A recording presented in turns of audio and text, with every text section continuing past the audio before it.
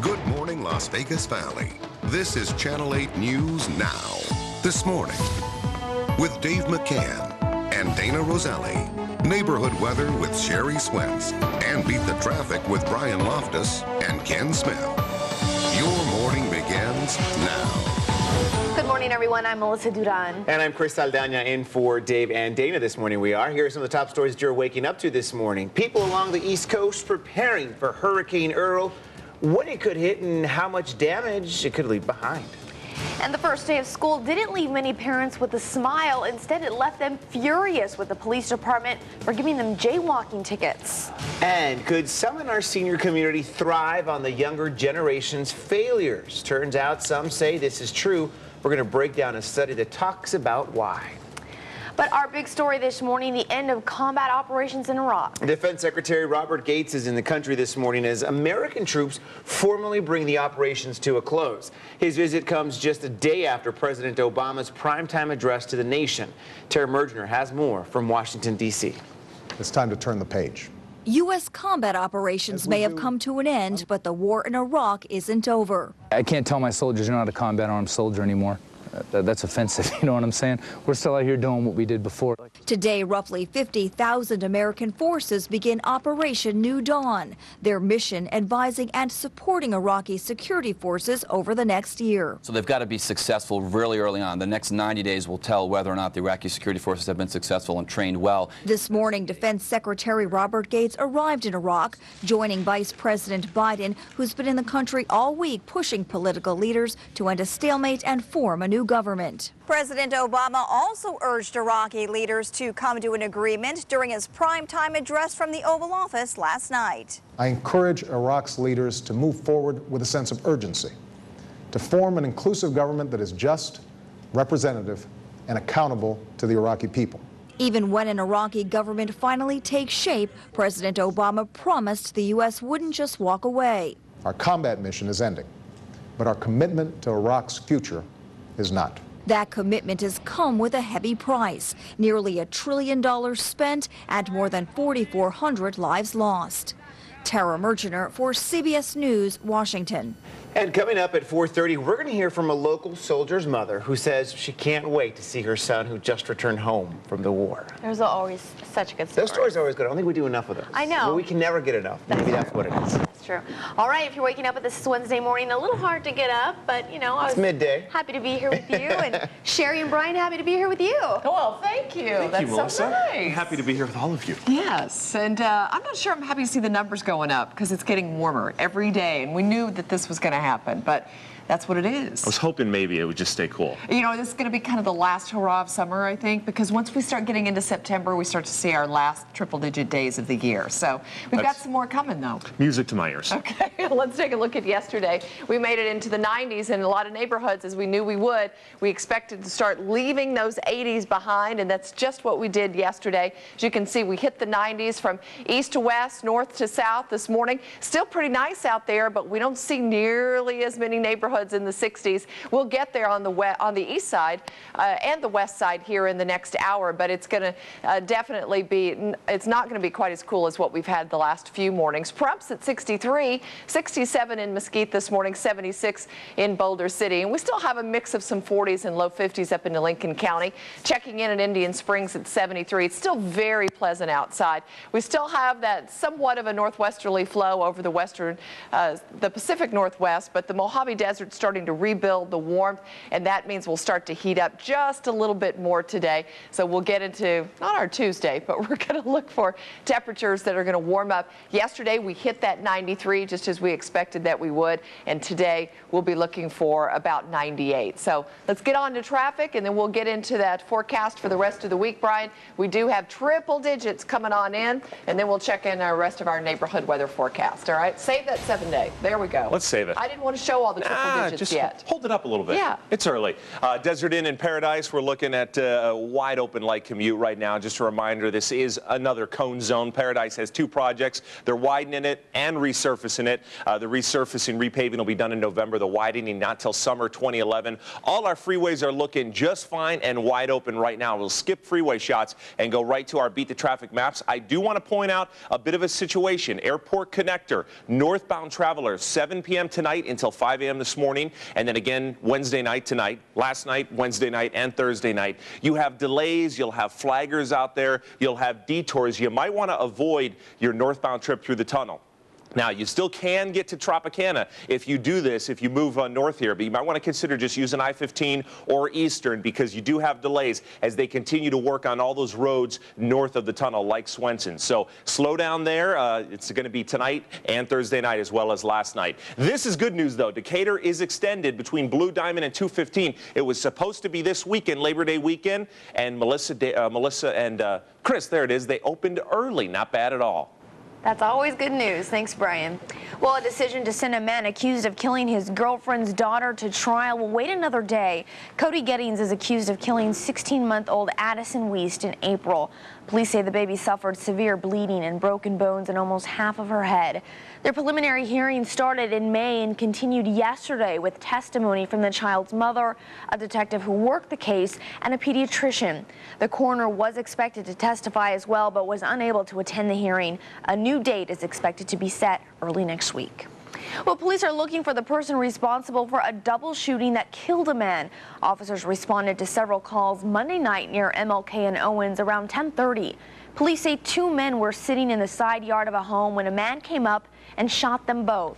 One of the men, a 24-year-old, died. The other, who is 25, was shot in the leg. Now, if you have any information about this crime, you're asked to call police. Parents in a low-income area of the valley say Metro was targeting them on the first day of school, slapping them with citations for jaywalking. Of the children at Booker are on free and reduced lunch, so most of the parents are in economically challenged situations. Richard Boulware is a volunteer attorney for the Las Vegas chapters of NAACP. He says parents near Booker Elementary, they're being discriminated against because police did not target all schools on Monday.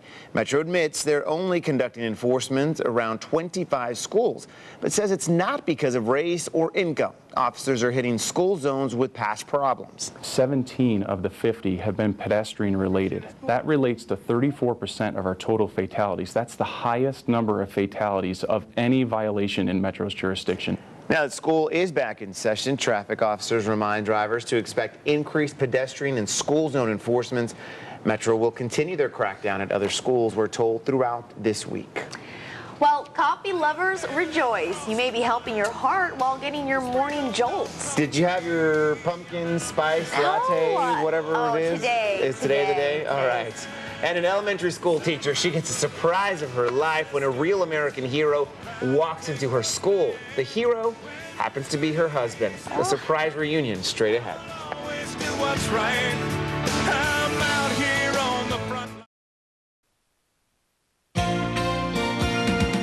All right, it is 4:10 on this Wednesday. A big-time furniture company says it may need to add employees despite already creating dozens of jobs right here in the Valley. Montreal-based Folio Furniture has hired 80 workers for its manufacturing operation and may need another 100 workers in the next year. That's good news. Well, its main focus is building dorm room furniture, but the company is looking at expanding into the hotel business. The Nevada Development Authority, which helped bring Folio to our area, is hoping their decision will bring other businesses to town. He becomes a magnet for us. And if we can fill 300,000 square feet at a pop or 200,000 square feet at a pop and create 250 or 300 jobs on any kind of manufacturing, but especially something like this, it just really behooves us to make sure that we bring as many of these in as we possibly can. A Folio loan will have an estimated economic impact of $66 million over the next 5 years, and it will contribute $15 million in tax revenue. A Florida-based airman is about to give his wife the surprise of a lifetime. It's been 7 months. I'm probably more nervous than anybody in here. Air Force Staff Sergeant Will Terry has been in Iraq for the last 7 months and wasn't expected to return home for another 2 weeks. When he got back to Florida, instead of telling his wife he had returned, he decided to surprise her at the elementary school where she teaches 2nd grade.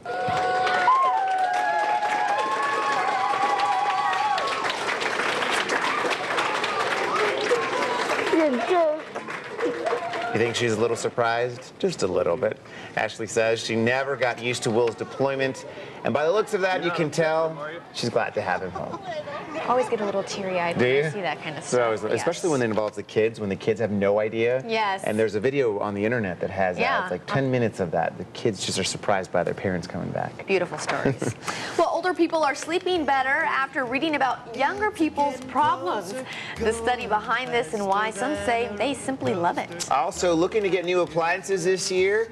Then you can also get some cash back. Sherry will tell us how you can do it because there's that rebate program we've been telling you about. Guess what? It's back again. We'll be right back. Said, go ahead and ask her, love like yours.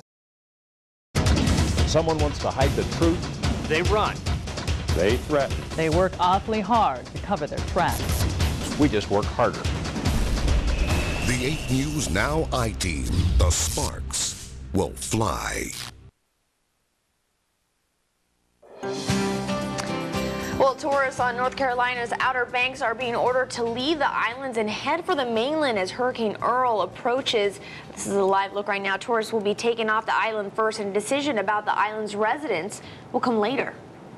Earl could start being felt in North Carolina as early as tomorrow night. The Category 3 storm is expected to remain over water as it turns and runs parallel to the eastern seaboard. You know, you see this video, it's a live shot right there. It doesn't look that frightening, but don't be fooled, right, Sherry? Things change. Absolutely. In fact, they're expecting it to be back up to a Category 4 storm because they expect it to strengthen today and get those winds maybe up to 140 miles an hour. So we're looking at potentially a Category 4 storm blazing up the east side of the United States. That's going to batter the East Coast with rip currents and really a big storm surge. Yeah. They just need to stay careful out there. Absolutely. Just be vigilant. And you know, the folks on the East Coast have had about 2 days now to prepare for Hurricane Earl. So we're really looking at it's strengthening to a Category 4 here in the next 24 hours. So it's been a 4 down to a 3, likely to be back up to a 4 today. Right behind it is Fiona, tropical storm,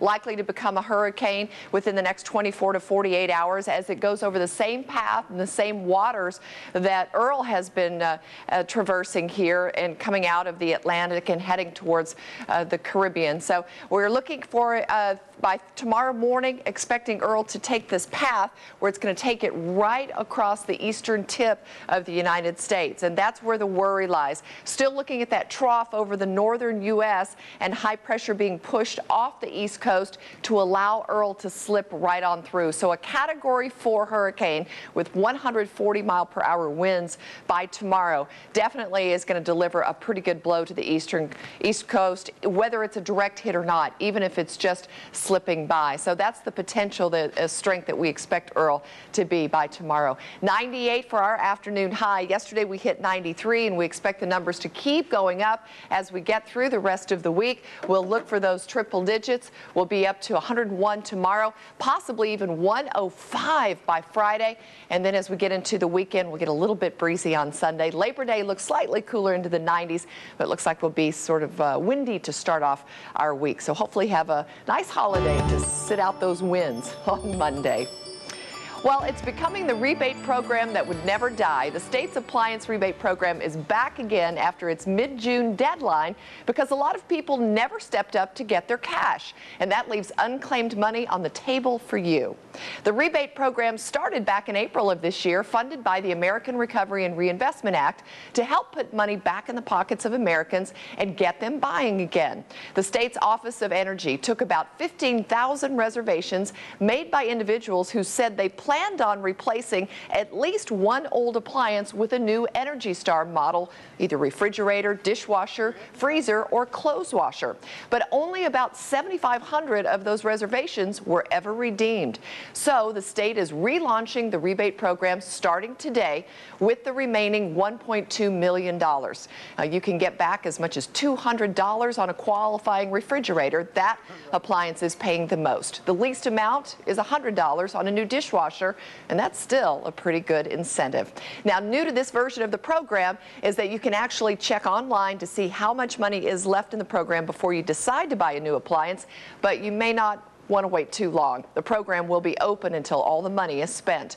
Also new this time, you must purchase the appliance first, then fill out the rebate form online, and then mail in your proof of purchase and your paperwork. Rebates are mailed out in 60 to 90 days. I'll have the link with all the info on my webpage, Living Green in Las Vegas. Go to lasvegasnow.com and type in the keyword green. And go buy that fridge. Brian, do you need a new refrigerator or dishwasher? One we have is working, but you never know. Well, you never it might know. stop. And Sherry mentioned the American Recovery and Reinvestment Act. That will actually be connected to our Driving You Crazy today. When will all this pavement rehab get going? A lot of people are getting ticked off. It was supposed to start, and it hasn't. So here we are on the first day of summer. Where's that summer project that was supposed to begin? One accident at Las Vegas Boulevard's Silverado Ranch. We'll just go one camera, quick look at airport.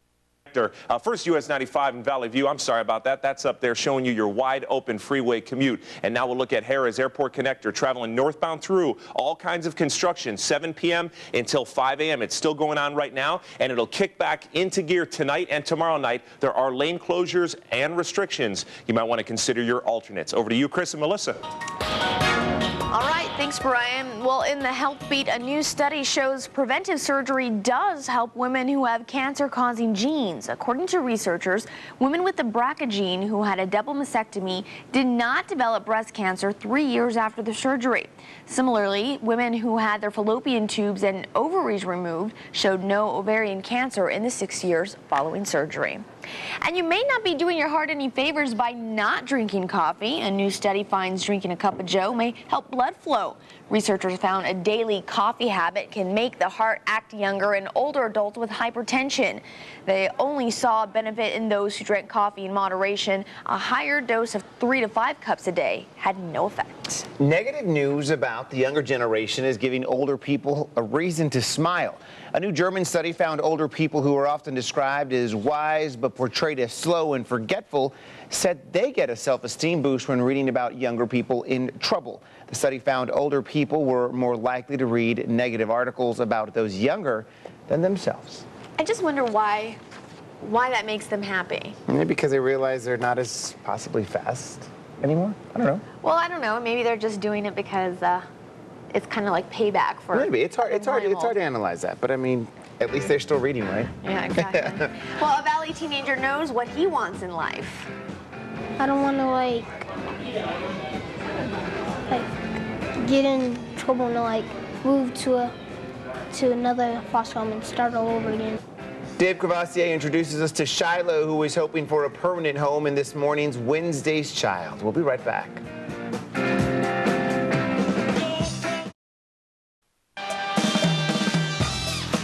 All right, 4:24 on this Wednesday. Vegas says this week we are looking for your thoughts on the best auto mechanic in the Valley. So go to our Facebook fan page at 8 News Now this morning and click on the Vegas Says tab to vote, or you can go to 8 News Now to put in your 2 cents. Well, I think it's interesting because if you are looking for maybe a mechanic, you can always go there and check out who people are voting and listing, and maybe give them a try as well. You don't have to vote, but you can actually go in there and see who works for them, and they may work for you. You always need a good mechanic in That's your true, back pocket. absolutely. Well, any foster child in his teens who openly admits he wants an adopted family deserves our support. That's the case with today's Wednesday's Child, Shiloh. Dave Cavassier shows us more. We picked the coolest spot we could find on a hot summer day to meet with Shiloh, U-Swirl. And Shiloh had no hesitation picking the flavor and toppings he wanted. A man of decision. In fact, Shiloh has a pretty good grasp on a lot of things, given the tough hand he's been dealt lately. Just now starting the 8th grade, Shiloh wants a home and a family he can call his own. He just wants more, you know, he wants a family, he wants some puppies, and he wants brothers and sisters, and he just wants someone to be there for him. Shiloh's a good kid who helps around the house and minds his manners. He wants to play football and is particularly good at skateboarding. Another thing about a home that would be great for him would be a very structured home that is going to actually allow him to progress in the things that he wants to do, such as the football, such as continue doing his skateboarding and stuff. Shiloh has no special needs or wants other than wanting to belong, being part of a loving family. I don't want to get in trouble and move to another foster home and start all over again. So I'm just trying to stay cool and trying to get into adoption so I could stay there permanently. Yeah. It'll be nice for him to just really have that normal life. Dave Crevassier, 8 News Now. He's just trying to stay cool and find a home, he says. Shiloh does have other family members he'd like to stay in touch with in the Moapa Native American community. Yeah, if you think there's a place in your family and in your home for Shiloh, please call the Office of the Adoption Exchange at 436-6335. I'm sure there's so many kids out in the community who just need a good home. And that's good to hear that this one just wants to stay out of trouble, stay cool, like you said. Play some football and get some puppies, he said. Well, reaction is coming in after last night's national address from the Oval Office announcing the war in Iraq is over. And we hear from Valley military families about what the long-awaited announcement means to them as the war goes in a new direction. Looking down at all I see, painted faces fill the places I can't reach. You know that I can use somebody. You know that I can use somebody. Someone like you and all you know and how you speak. To break Nevada's biggest stories, you have to be fearless. It takes passion, dedication, and an insatiable need to get the truth. Most of all, it takes instinct. It's the kind of intuition that can't be learned. You gotta be born with it. The 8 News Now I-Team. It's in our DNA, and sparks will fly. Someone wants to hide the truth. They run. They threaten. They work awfully hard to cover their tracks. We just work harder. The 8 News Now I-Team. The sparks will fly. This portion of 8 News Now is brought to you by Papa John's. Now, Nevada's first choice for news. This is Channel 8 News Now this morning. Good morning. It is September 1st. Can you believe it? We are in September. I'm Chris Saldaña. And I'm Melissa Duran. Dave and Dayna are both off today. Here's what we're working on for you this Wednesday morning. I just hope that the Iraqi people really appreciate the service of our children. Valley families are reacting to President Obama's declaration that combat operations in Iraq are finally over. Plus, Las Vegas's economy trying to rebound. Is it working? Other factors that will help us get back in the black. And the largest gaming convention in the world is packing up and moving across town. Well, thanks for joining us on this Wednesday morning. Defense Secretary Robert Gates is helping American forces in Iraq close the book on combat operations in the country. His visit comes a day after President Obama addressed the nation in a primetime speech from the Oval Office. It's time to turn the page. Our combat mission is ending, but our commitment to Iraq's future is not. There are about 50,000 American forces who will start the next phase of the war, known as Operation New Dawn. Their mission will be advising and supporting Iraqi security forces within the next year. Also in Iraq today, Vice President Joe Biden, who has been pushing political leaders to end a stalemate and form a new government. I encourage Iraq's... It's cost nearly $8 trillion. Well, for many Americans, the president's speech held extra significance, knowing their loved ones are no longer on the battlefield. Jonathan Martinez spoke with a Blue Star mother in the Valley whose son just returned home from Iraq. After several years of war in Iraq, there were patriots who supported this war and patriots who opposed it. The official announcement was made, combat there is now over. There's thousands of moms and dads throughout the country. Just excited and happy. It's a feeling Blue Star mother Sandra Rios Cuda shares. Her 21-year-old son, Army Sergeant Kelly Floyd, served 9 months in Iraq and just returned home from combat weeks ago. Once you hear I'm stateside, it's just a sigh of relief.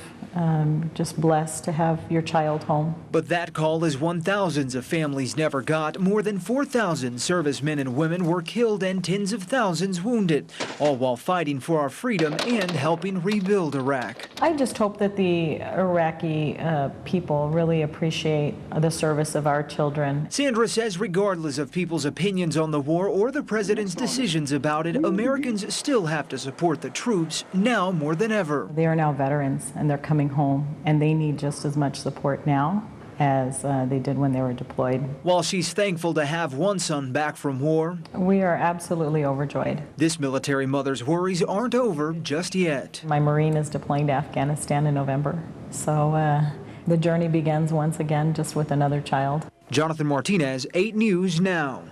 Well, this was Army Sergeant Kelly Floyd's first tour of duty. He's currently stationed out of Fort Bliss, Texas. He'll be coming back to visit his family here in Las Vegas later on this week. You know, nothing but respect for those families. She has one son gone and another one getting ready to deploy who's a Marine. Right. Yeah, my heart just goes out to all those. It's got to be heartache, but at the same time, you got to be really proud of them. You respect them more than anything. Brian and Sherry join us now to look at our forecast and our morning commute. How are you guys doing on this September 1st, Wednesday morning? Can you believe it? September 1st. I can't believe it's September. I've been absolutely, thoroughly enjoying this cool weather. It's nice, huh? I'm hoping it will continue. Well, you know, got to change months. The weather's got to change. Yeah, that's true. That's right. It's job security for me. keep switching it up. You would think as we head into a cooler month and nearer to the start of fall that things would get cooler, but that's not the way things work in Las Vegas. No, we're going to get warmer as we head into September. Yesterday, all the neighborhoods topped out in the 90s, just as we expected. Low 90s on the west side, but we knew we'd get warmer. This morning, it's still fairly comfortable. We have a couple of neighborhoods now that have found the 60s, but a lot of neighborhoods sticking to those 70s. The air is still nice and dry, a little over 20% humidity here and there, up to as much as 30%, North Buffalo and Cheyenne. But we're not bad at all. I mean, the air is still dry. We expect to stay dry, and we do expect to heat up as we get through the rest of the week. We've been looking at this, not a heat wave, but definitely a warm-up as we head in toward our Labor Day weekend. 61 in Pahrump right now, Alamo at 55, upper 60s for Mesquite, Boulder City's checking in at 73 degrees. So plan on it being closer to the century mark today as we'll look for 93, which is where we stopped yesterday mid-afternoon for our high. We'll be pushing more into those upper 90s. Triple digits are just around the corner. Looks like it's going to be a pretty warm Labor Day weekend until we get to next week where things do turn around again, Brian. So a little bit of a roller coaster as we head through our last couple of weeks of summer. At some point, it'll just stay cool, and we will all be, well, at least those of us that are ready for it will be delighted. Silverado Ranch in Las Vegas Boulevard, that accident seems like it's on South Point private property, so heads up if that's your casino of choice. There is an accident right there. Let's go to the first camera. I'm going to show you a little bit more about Airport Connector. If you're traveling through northbound, you're going to see flaggers, you're going to see detours, you're going to see lane closures. My advice is take Eastern or I-15 and avoid it from 7 p.m. to 5 a.m., so about another half hour right now, and then again tonight and tomorrow night. They're doing more work here on all those roads north of the tunnel. US 95 and Craig, you also have those lane restrictions. You can see right here northbound because of the widening project. You're missing a lane there on your left, and one more fast cam for you. I-15 and Owens, I do want to point out you have 4 new message boards in this area to kind of give you a heads up about what's ahead, at least when they're working. We covered one that wasn't yesterday and driving you crazy. When will this economy in Las Vegas improve? Here's Chris. All right, thanks a lot, Brian. Las Vegas' economy probably won't start improving until at least next year. UNLV research shows our economic indicators were flat in June. Researchers expect our high unemployment to last at least for another 4 to 6 months. Business was also down from gaming to taxable sales. The construction index posted a double-digit annual decline, down by 20.31% from last June. And check out this graph. It shows how, since last year, the U.S. economy has started to climb. But if you look at Southern Nevada, the economy in gold, it continues to drop each month. Well, all 58,000 people who rely on federal jobless benefits now have their benefits restored. The extension was passed in July, but it's taken another month to get everything caught up. Researchers are now seeing an unintended consequence of raising the minimum wage. Companies are cutting jobs and more teens are being left jobless. The Employment Policies Institute found even a small 10% increase in minimum wage can cause an 11% drop in employment for teens 16 to 19 years old. One of the most important gaming expos in the world is looking to the future, and that includes a new date and a move. The Global Gaming Expo, or G2E conference, announced it will now be held in October at the Sands Convention Center. The new dates will give all operators a chance to see new technology as they prepare for budgets in November. The Convention Center, longtime home of the expo, had some scheduling conflicts, so G2E said it was time to move on. G2E is also important to the city of Las Vegas. It attracts thousands of visitors from around the world who provide a substantial boost to the local economy. The 2010 version of the convention will feature an inaugural iGaming Congress dealing with online gambling prospects and legislation. That is such a huge, huge convention. So the Sands has got to covered it. Yeah, I have, and I'm sure the Sands is happy to have it. So as long as it stays here in Vegas, that's what matters. For sure. Well, hoping for big discounts at the car dealer? Well, you might as well get those thoughts out of your head right now. Why car dealers say there's no room for big discounts. Also, a Valley school is using social media to fight back against state budget cuts. We're going to let you know how you can help when we come back.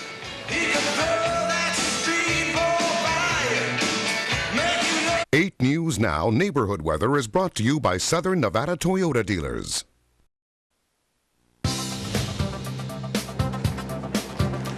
Home prices were up again in June for the third straight month, yet that was not the story in Las Vegas. Overall, 17 cities saw a small jump in home prices from May to June and up just more than 4% from last June of last year. However, while prices are slowly starting to climb, prices in Las Vegas fell.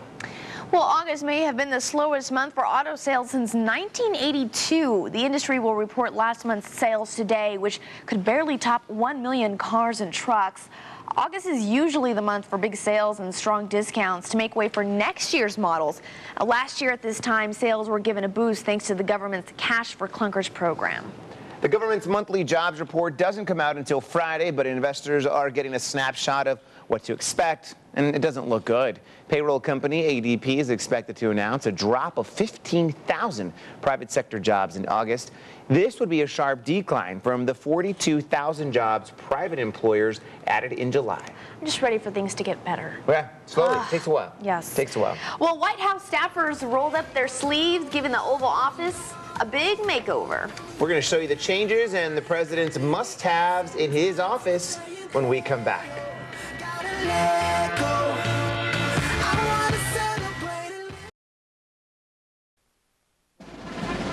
All right, if you watched President Obama's speech last night, you may have noticed some changes to the Oval Office. While the first family was on vacation, staffers went to work installing new wallpaper, putting down a new rug, new sofas, lamps, a coffee table, and new pictures of the first family. And the rug includes excerpts from famous quotes, including one from Abraham Lincoln's Gettysburg Address, "Government of the people, by the people, and for the people." Many items didn't change, including a painting of George Washington and the president's desk, which has been used since JFK was in office. The White House did not say how much the makeover cost, but said it was about what other presidents have spent in the past. Looks comfortable.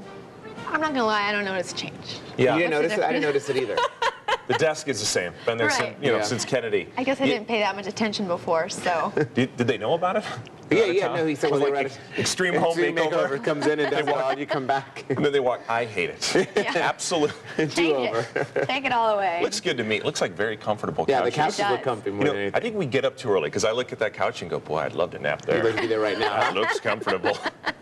Traffic has got you zipping along right now, except northbound through the connector. Overnight construction continues until 5 a.m. today, and then back into gear tonight, 7 p.m. to 5 a.m. And tomorrow night, you'll see flaggers, you'll see detours, you'll see lane restrictions as you move north through the tunnel. Now, you can get to Tropicana, but you're just going to have to take a little bit longer to do so because of all this work that's going on. They're working on all those roads north of the tunnel, and all of this northbound work should be done by September. one stage of the construction there, the Terminal 3 work. Looking at our first fast cam right now, US 95 and Rainbow Curve. If you're traveling from right here to the Spaghetti Bowl, our next fast cam, it's going to take you a quick 5 to 6 minutes. Our speeds are high, averaging over the 60s. Only accident Las Vegas Boulevard and Silverado Ranch, and that is on South Point property, so it's not affecting direct Las Vegas Boulevard traffic. So you're zipping along throughout your freeway commute right now. Please buckle up, drive safely. I hope you have a terrific day. Here is Sherry with the weather. All righty, it is so nice outside. Look at those dew points, Brian. They're down to 30 degrees with temperatures almost more than twice as much. So that means the air is nice and dry. Mesquite at 68 degrees feels wonderful up there in northeast Clark County. Summerlin, West Alta, Palo Verde High School at 69 degrees, and Lucille Bruner Elementary School, Allen and Craig doing just fine at 75. We're going to be warming up just a little bit more each and every day. We've got high pressure rebuilding for us in the west, and that's our story as we warm up. We watch the East Coast bracing for Hurricane Earl. Right now a Category 3, and it looks like it's going to maintain that, possibly even increase to a Category 4 slightly before it heads towards the East Coast. Right now it looks like the Outer Banks of North Carolina could actually get a pretty good brush by with Hurricane Earl by tomorrow, and then Maine could sustain some 100+ mile-per-hour winds as it heads right over New England and on up to a northerly path. So we're really going to watch Earl. This could be a very strong storm, and while it may not be a direct hit, I think it is going to lash out with some pretty good winds and storm surge there.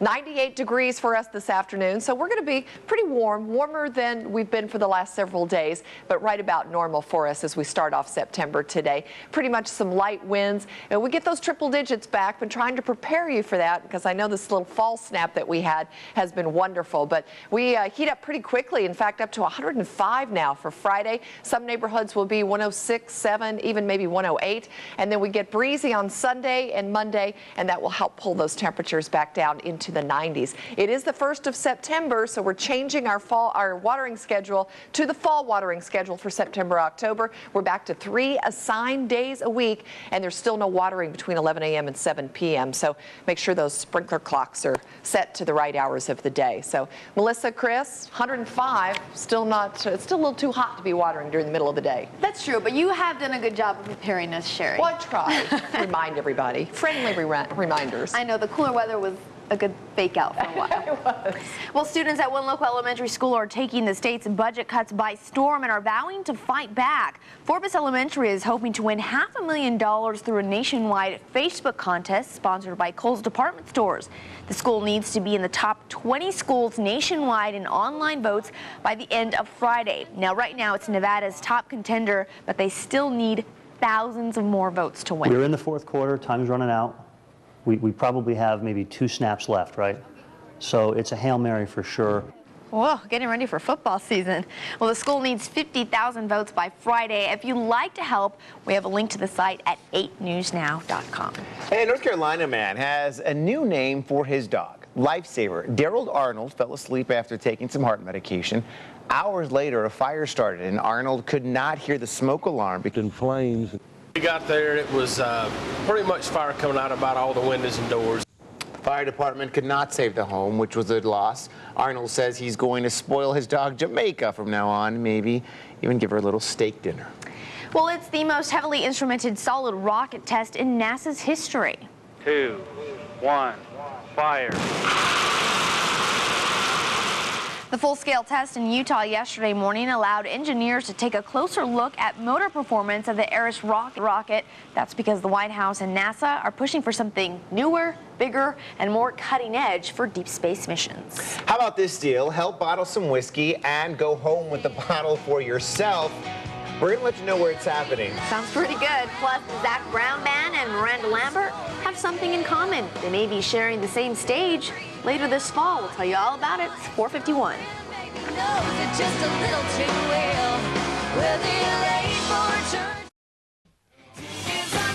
A Colorado whiskey distillery sent out a call for help, and they had no shortage of people volunteering to bottle its whiskey. Owner of Stranahan's Whiskey needed the help because they say they can't afford a bottling machine. At the end of the day, though, each volunteer went home with a bottle of whiskey. Well, get this. There's now a 900-person waiting list to be on the volunteer bottling team there. What people will do for some alcohol. And divers in the Baltic Sea have discovered what's believed to be the oldest drinkable champagne in the world. The bottles were found at the site of an 18th century shipwreck at the bottom of the sea. Some of those who organized the trip tasted the contents of the bottles, which are believed to have been bottled around the 1780s.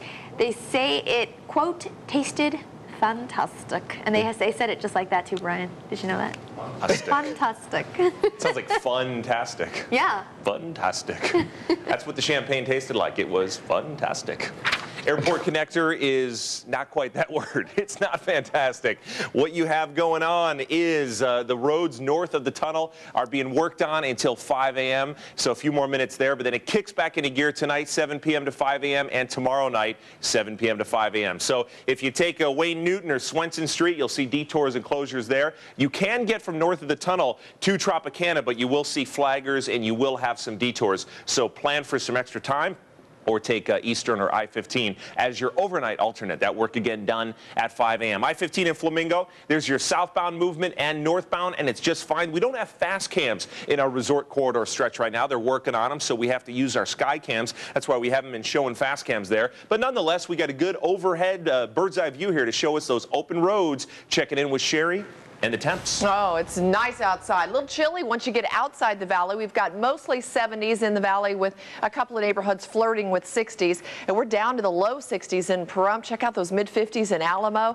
Up into Lincoln County, even some 40s and 50s. 58 right now in Mesquite, or 68, excuse me, in Mesquite. I didn't clean my contacts. And then 73 down in Laughlin this morning. Over into Arizona, 63 in Kingman. Good morning to all the folks out there. I know you watch every morning. We appreciate that. 83 in Sandy Valley. That seems awfully mild this morning. I have a feeling you got a bug in your thermometer there in Sandy Valley. We're going to have to get that cleaned out for you. Let's check our Wednesday. A warmer day for us. We're going to make it into the low 90s by noon now. And as we expected, a warm-up is coming in for Labor Day weekend. 98 for us for our Wednesday. Thank you. Thursday, we get back to those triple digits, even as hot as 105 by Friday. Winds are going to pick up now on Sunday. It looks like later Sunday, so most of the weekend should be fine. But just if you have plans outdoors for Labor Day Monday, looks like it's going to be breezy to windy, but that'll help cool us back down by Tuesday. Melissa, Chris? Sounds good. Thanks, Sherry. Well, Jaja Gabor is back in the hospital this morning suffering from non-life-threatening conditions. Gabor was rushed to an LA hospital yesterday after her husband found her unresponsive. The 93-year-old was hospitalized a few weeks ago after suffering complications related to hip replacement surgery. Gabor broke her hip in July when she fell out of bed. We now know who will be among the top contenders for a Country Music Award. Miranda Lambert. The first round of nominations were released yesterday, with another round expected to come out today. Miranda Lambert picked up 5 nods, including Single and Music Video of the Year. Lady Antebellum and the Zac Brown Band also picked up multiple nominations. The 44th Annual CMA Awards are on November 10th. Let's see who walks away with those statues. Well, putting a price on the privilege to speed. New at 5, the driving tax, one of Nevada's 7 candidates for governor, says could bring billions of dollars to our state. We'll be back. It's the Las Vegas way to start your day. Life's always better when you get a good start. Every day on 8 News Now this morning.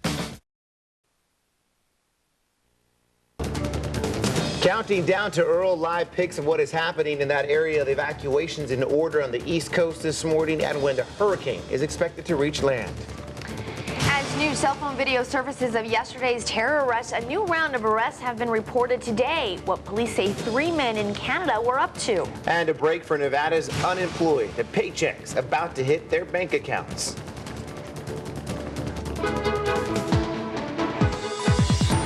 Good morning, Las Vegas Valley. This is Channel 8 News Now. This morning, with Dave McCann and Dayna Roselli. Neighborhood weather with Sherry Swensk. And beat the traffic with Brian Loftus and Ken Smith. Your morning begins now. Good morning, I'm Chris Saldaña. Dave is off today. And I'm Melissa Duran, in for Dayna. We'll get to those stories in a moment, but first.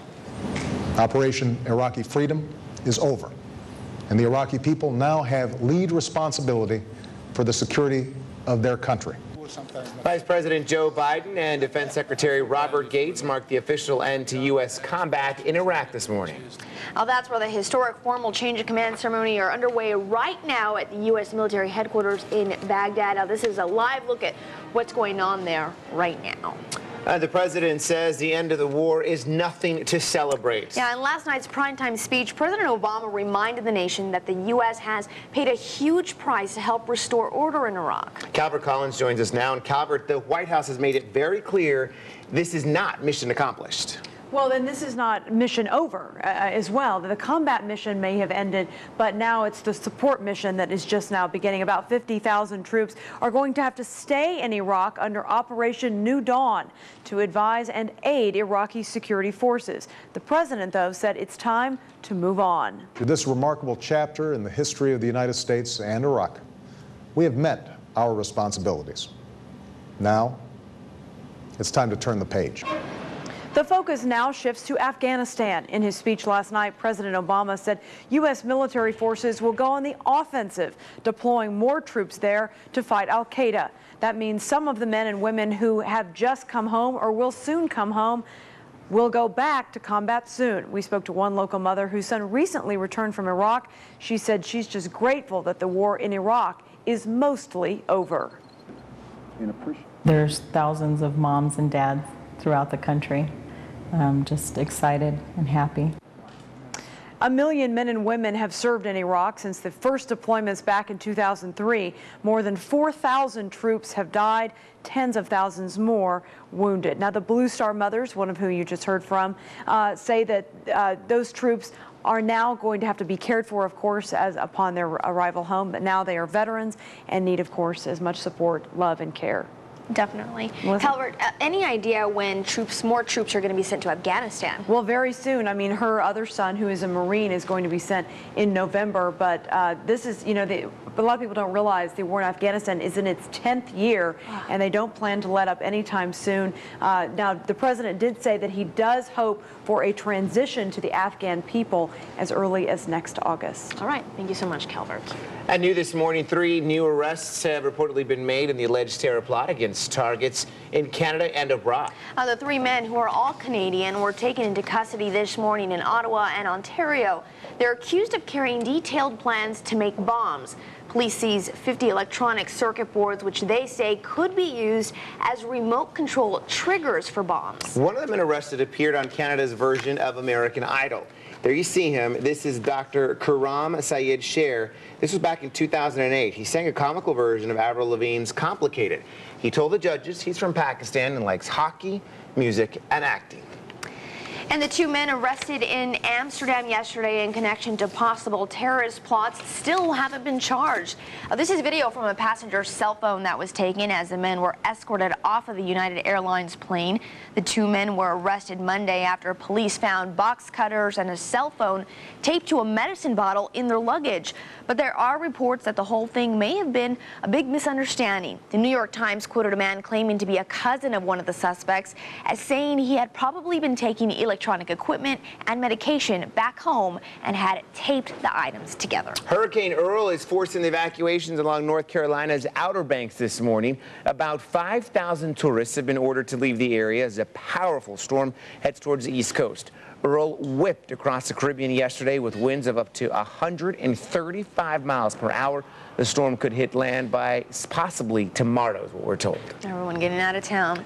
All right, 5:05 on this Wednesday morning. Good to be here. And for Dayna and Dave. Yeah, and Sherry joins us now. Sherry, you were talking about Category 3, but you're saying it could be upgraded back to a Category 4? You know, it has the potential to kind of waffle back and forth as it just kind of skims along the coast, because as it stays out to water, in the water, that just feeds on the strength of the water and the warmer water. So they expect it to be between a 2 and a 4 as it rides up the coast here over the next couple of days. It can change that much. Absolutely. So we'll be watching it, and I tell you, even the folks out up in Boston are on edge because it looks like it's going to skim the northeast coast. We had a beautiful day yesterday. I wanted to show you this gorgeous time lapse from our HD camera out there at the Red Rock Visitors Center. What a nice, just pristine, just beautiful sunset. Absolutely cloudless sky that we had yesterday. Wound up in the low 90s out at Red Rock. Officially, we hit that 93 yesterday, so we were right around 90 degrees at Red Rock, and we looked at 90s just about valley-wide.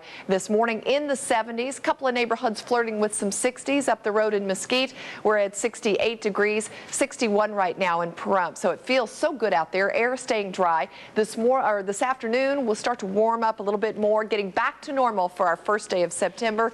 98 degrees, and we're looking at triple digits now, even maybe a couple of neighborhoods that'll get really close today, and we'll definitely make it there by tomorrow. So we've got a little bit of a heat wave coming in as we approach Labor Day weekend. Brian, I think we'll look for some more wind, though, and that could be the change that could help bring us back to the 90s. So we'll shape that up in your 7-day forecast and show you the path of Earl coming up in just a few minutes. Back to the 90s. We're going to go to the 90s. 95 in Charleston is just fine, but that's not the case at Tropicana. We don't have a camera right at US 95, 515 in Tropicana. However, I do want to point out there's road debris that's actually causing traffic to have to move around it and slow down northbound 515 95 at Tropicana. It's causing a little bit of a delay. They're working on removing that debris as we speak right now. So again, that's at 515 95 in Tropicana. If you're traveling there, look for a little bit of a slowdown as you move through. One more fast cam, I-15 and Lake Mead. 2 points I want to make here. The bridge joint work is all done, so those lane restrictions we've dealt with the past 2.5 weeks are no longer. And also you have new dynamic message boards that are up in this stretch, 4 of them in this stretch of I-15 north of the Spaghetti Bowl, as well as 9 new ramp meters, which are hopefully going to help along with the commute and keep it as fast as possible. Over to you, Melissa and Chris. Well, checks are headed back to 58,000 unemployed Nevadans who lost their extended federal unemployment benefits earlier this year. Congress never reauthorized a benefits extension in July, stopping benefits for millions of people nationwide. The extension finally passed in August, but it's taken a month for the Nevada Department of Employment to get caught up. Celebrities are no longer safe from foreclosures here in Nevada. Yeah, the website Realtor.com now lists Las Vegas strip performer Toni Braxton's home as a foreclosure. The 6-time Grammy winner and her husband bought the home in Henderson's Seven Hills in 2007 for just under $3 million. Now, though, the home is listed for half of that at $1.5 million. Listing pictures show the home has been cleaned out. It has 4 bedrooms, a pool, and a 3-car garage. It's tough out there. Well, high-speed gurneys hit the streets of Las Vegas. Hi, I'm Janet O, live at AMR this morning. Las Vegas is one of the first cities to fully convert to these high-tech gurneys. Coming up at 5:15, we're going to show you how this power-operated machine is creating safety for the patients and the crew. Also, a viewer is seeing no change on a local pothole boulevard, and she wants to know what's up with that. Brian has the answer at about 5:15.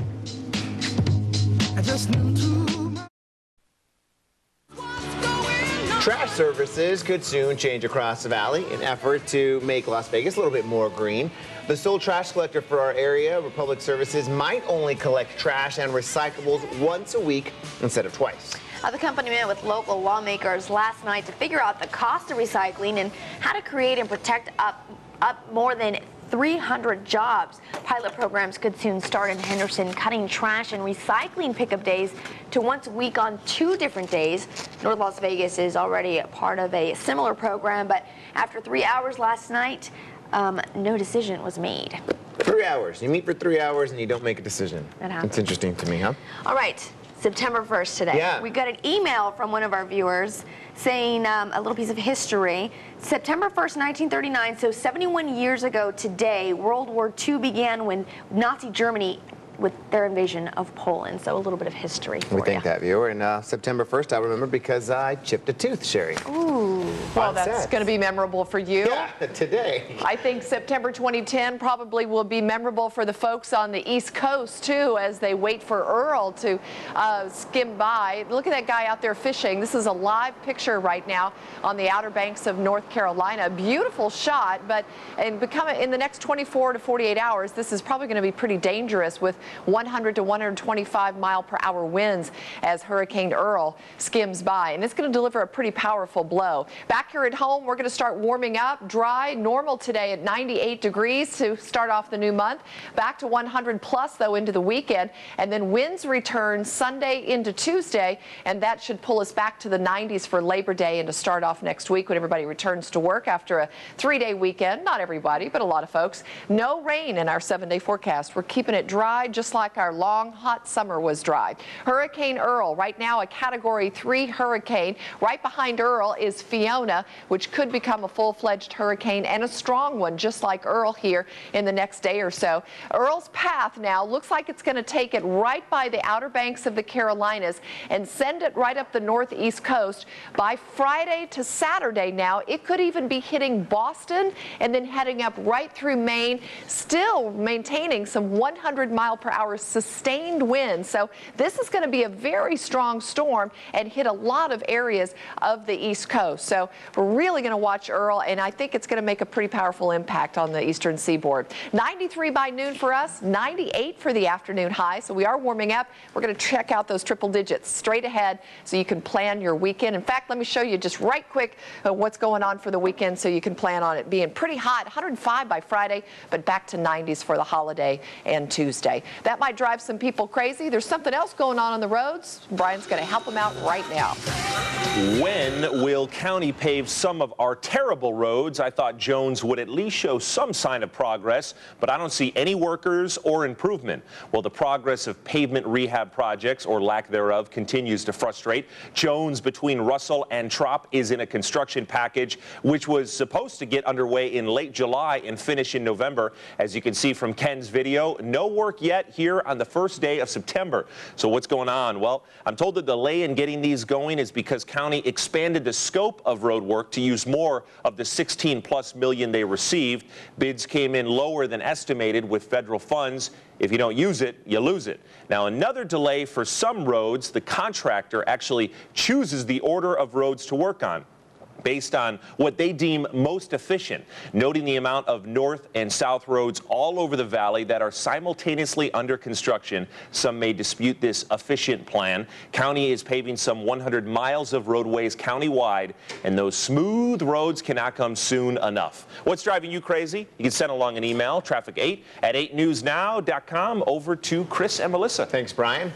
There is a big change happening with medical transportation companies like AMR and MedicWest. Yeah, you may not notice it until, unfortunately, you're scurried away by the ambulance, but it could help you and the paramedics. They're called power gurneys. Janet O is live this morning, your MLK in Charleston, with a look at this new technology that could help a lot of folks. Janet, good morning. Good morning, Chris. Well, just last month, AMR made the transition to these power gurneys. Chad Henry, who's the operation manager, joins us this morning. He's going to explain exactly how this works in this live demo. Good morning. We have completed an implementation of the Striker Power Gurneys. These gurneys have been designed to reduce the injuries to our employees, so we're increasing employee safety and increasing patient safety as well. Fully hydraulic power gurneys, reducing the amount of lifting that the employees are actually having to do. We're also, as we remove that component to patient care, we're also increasing patient safety as well. I mean, how difficult is it? Because this is obviously power operated, but how difficult is it to put someone on the gurney and then into the ambulance? I would imagine. Well, it still requires some physical strength to do so. You know, part of the training that we have is just that. You know, it is physical strength. You know, these caregivers, the paramedics and the EMTs, are still lifting the weight of the gurney and the weight of the patient into the ambulance itself. But what we've removed is the necessity to actually lift the patient while on scene, to raise the gurney and the patient itself to a loading height. Okay, thank you very much, Chad, for joining us this morning. As Chad mentioned, this power gurney stabilizes the patient throughout the whole time they're on the gurney, and then when they're into the ambulance, then into the hospital. And for the crew members, this is really important because it helps with their safety, and so it doesn't physically strain them. Now, Las Vegas is one of the first cities to implement all these power gurneys. All the paramedics use them, including the firefighters. We'll show another live demo at 6:11. For now, we're sending it back to you, Chris and Melissa. All right, thanks so much, Janet. Pretty cool. They're standing at attention. Did you see them all waiting behind Yeah. Janet? I think Janet needs to get on the gurney and have her be the one that shows them how they can lift her up. Yeah, good idea. We'll do that next time, Janet. Well, would you pay for the privilege to speed? The driving tax, one of Nevada's 7 candidates for governor, says could put big bucks back into the state coffers. And speaking of big bucks, another chance to cash in on those old appliances. Sherry shows us the green program relaunching again today in Nevada. And this week's Adopt-A-Pet, look at her. Her name is Bonnie. She is a tan and white pit bull, 2 years old, about 45 pounds. She's up for adoption. If you want to take her home, just go ahead and give the Animal Foundation a call. Their number, 384-3333. She came into the studio yesterday, just kind of sniffing things out. Really excited to be around people. She was absolutely beautiful. So give the Animal Foundation a call if you want to take her home. We'll be right back. I will never say never.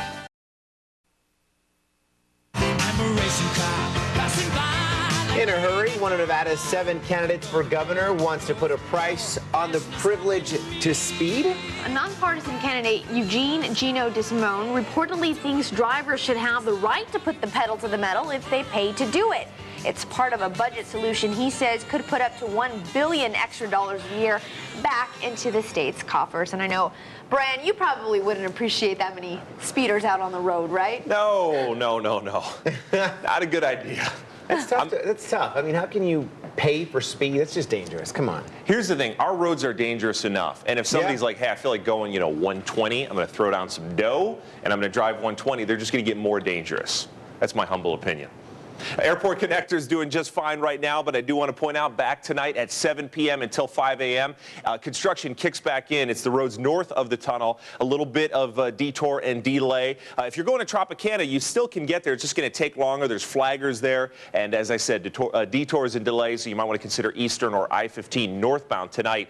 Charleston and US 95 is looking just fine, but I want to point out US 95 and Tropicana does have that road debris that's actually causing traffic to slow and move around it. Don't have a camera right on it, but we do have reports from our scanner traffic about what's going on there. So heads up if you're traveling through the area in US 95 and Rancho, our speeding camera that we just showed, and you can see traffic speeding along, but apparently they didn't pay to go fast. They're going about 65, 70, not over 100. It's time for Living Green with Sherry Swensk. Thank you, Brian Loftus. Well, it's becoming the rebate program that never dies. Nevada's Cash for Appliance Initiative returns today. The deadline now expired back in June, but since a lot of people never stepped up to get their cash, that leaves unclaimed money on the table for you. The federally funded program started in April of this year to help put money back in the pockets of Americans and get them buying again. Nevada's State Office of Energy took about 15,000 reservations from people who all planned to replace at least one old appliance with a new Energy Star model refrigerator, dishwasher, freezer, or clothes washer. But only about 7,500 of those reservations were ever redeemed. So today, the state is relaunching the program using the remaining $1.2 million that was never claimed. Under the program, you're guaranteed no less than $100 back, but qualifying refrigerators could rake in as much as $200 in rebates. Now, this time around, the program allows you to check online first to see how much money is available before you buy a new greener appliance. But you may not want to wait too long. The program is only open until all the money is spent. Also new this time, you must purchase the appliance first, then fill out the rebate form online, and then mail in your proof of purchase and paperwork. Rebates are mailed in just about 60 to 90 days. I'll have the link with the info on my webpage, Living Green in Las Vegas. You can go to lasvegasnow.com and type in the keyword green. So go buy that new dishwasher you've been waiting to buy. And a lot of the stores are really helpful with that. Like I remember when I did the story, Home Depot and Lowe's were really accommodating for folks. And they've got the forms for you to fill out too that you need to send in to qualify. In some cases, I know some of them would actually go and pick up your old appliance and deliver the new one. And you have to turn in that paperwork as well to show that you did turn in that old appliance. Yeah. Okay. Thanks, Sherry. You're welcome. Bracing for Earl. The prep's underway this morning. There's that man still fishing. He's waiting for the storm to make its way to the area, the East Coast. Plus, the men behind one of CBS's most anticipated TV shows. They're in the studio this morning. Chris is going to talk to them live. We'll have that coming up a little later.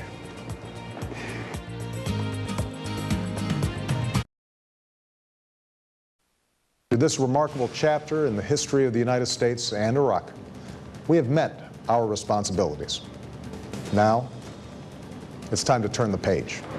Or is it? The mission that some say is just beginning in Iraq.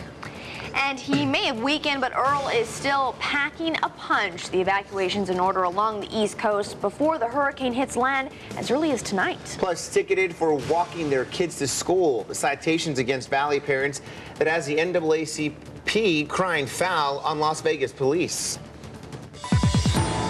Now, Nevada's first choice for news. This is Channel 8 News Now this morning.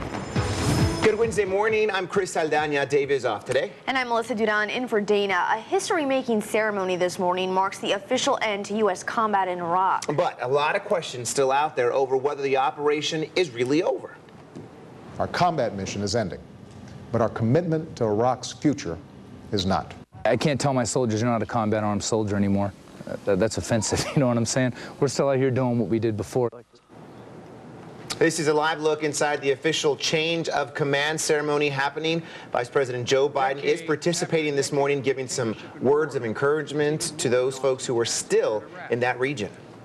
Well, in last night's primetime speech, President Obama reminded the nation of the big price the U.S. soldiers have paid to revive Iraq. And while most of the troops will come home, many will be sent back to the Middle East. Calvert Collins joins us now with where the war goes from here. If you can answer, that's tough. Well, 50,000 troops are going to stay in Iraq to help support the Iraqi security forces that are already there, part of that transition process. But now the big military focus shifts to Afghanistan, where U.S. forces are still heavily entrenched in combat.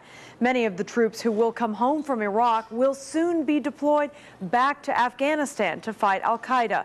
Yesterday, the president thanked troops at Fort Bliss in Texas who had just returned from Iraq. He admitted that the war was not always popular or inexpensive. The United States has paid a huge price to put the future of Iraq in the hands of its people. We have sent our young men and women to make enormous sacrifices in Iraq and spent vast resources abroad at a time of tight budgets at home. I just hope that the Iraqi people really appreciate the service of our children. Sandra Rios-Cuta's Army son just returned from his first deployment to Iraq, but now her other son, who is a Marine, heads to Afghanistan in November. Now, just like the president said, the U.S. has paid a huge price for the war, nearly $1 trillion and more than 4,400 lives lost, with tens of thousands more wounded. Chris? All right, thanks a lot, Calvert. Former British Prime Minister Tony Blair says he has no regrets for that war in Iraq. In his long-awaited memoir, Blair says although he cried for the victims, he still felt all right with toppling Saddam Hussein's empire. Also revealed in the book titled A Journey is the politician's alcohol use, his interactions with the Queen, and his testy relationship with his successor. Another big story that we are following for you, Hurricane Earl expected to bring waves of up to 40 feet high this morning. It's already forced evacuations along North Carolina's Outer Banks. Yeah, about 5,000 tourists have been ordered to leave the area as the powerful storm heads towards the East Coast. Earl whipped across the Caribbean yesterday with winds of up to 135 miles per hour. The storm could hit land by tonight. Well, Valley parents ticketed for walking their kids to school, they're fighting back. The NAACP says Las Vegas police are discriminating against the low-income area near Booker Elementary. Most of the children at Booker are on free and reduced lunch. So most of the parents are in economically challenged situations. Officers in front of the school have been slapping parents with jaywalking citations. Now parents are demanding the tickets be dismissed. Metro admits it's only conducting enforcements around 25 schools, but says it's not because of race or income, but because of past problems.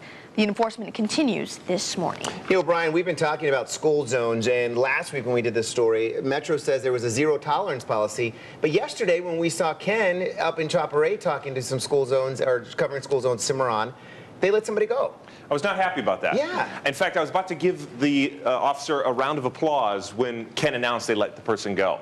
My feeling is, you know, hey, if people, there's so many accidents with pedestrians. It's such a popular driving you crazy topic. If somebody's kind of rushing through a crosswalk when somebody's walking in it, get them that ticket because really it does increase safety. That's got to be our point. Airport connector moving northbound. You have more construction tonight, 7 p.m. to 5 a.m. It's the roads north of the tunnel that are affected. Swenson Street, for example, Wayne Newton also. You still can get northbound towards Tropicana, just going to take you a little bit longer. Again, 7 p.m. to 5 a.m. tonight and tomorrow night.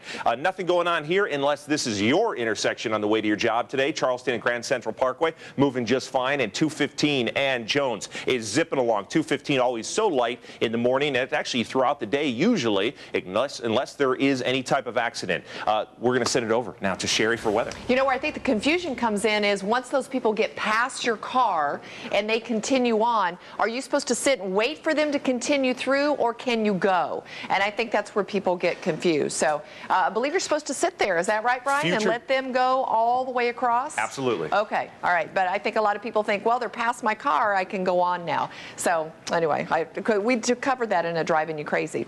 Well, I don't think the weather's driving anybody crazy. It's been absolutely beautiful. Look how nice and clear it is out there. So pretty. Winds are light. We've got mostly 70s, so a little bit milder than we've been the last few mornings, but a couple of neighborhoods trying to find some 60s out there. We'll finish off warmer for our first day of September. In fact, right about where we should be in those upper 90s, 98 degrees today. We are going to be following Hurricane Earl, where they have mandatory evacuations now for parts of the Outer Banks of the Carolinas, and places even like Boston will be looking at possible repercussions from Earl, and not a direct hit, but some very rough winds by the time they get to Labor Day weekend. So now looks pretty calm there as we have a live picture from the Outer Banks of North Carolina. Lady just sitting on the beach. Looks like she's about to do some knitting or reading a book.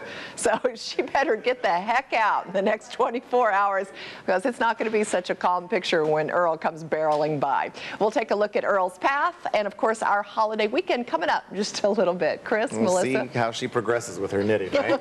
Thanks a lot, Sherry.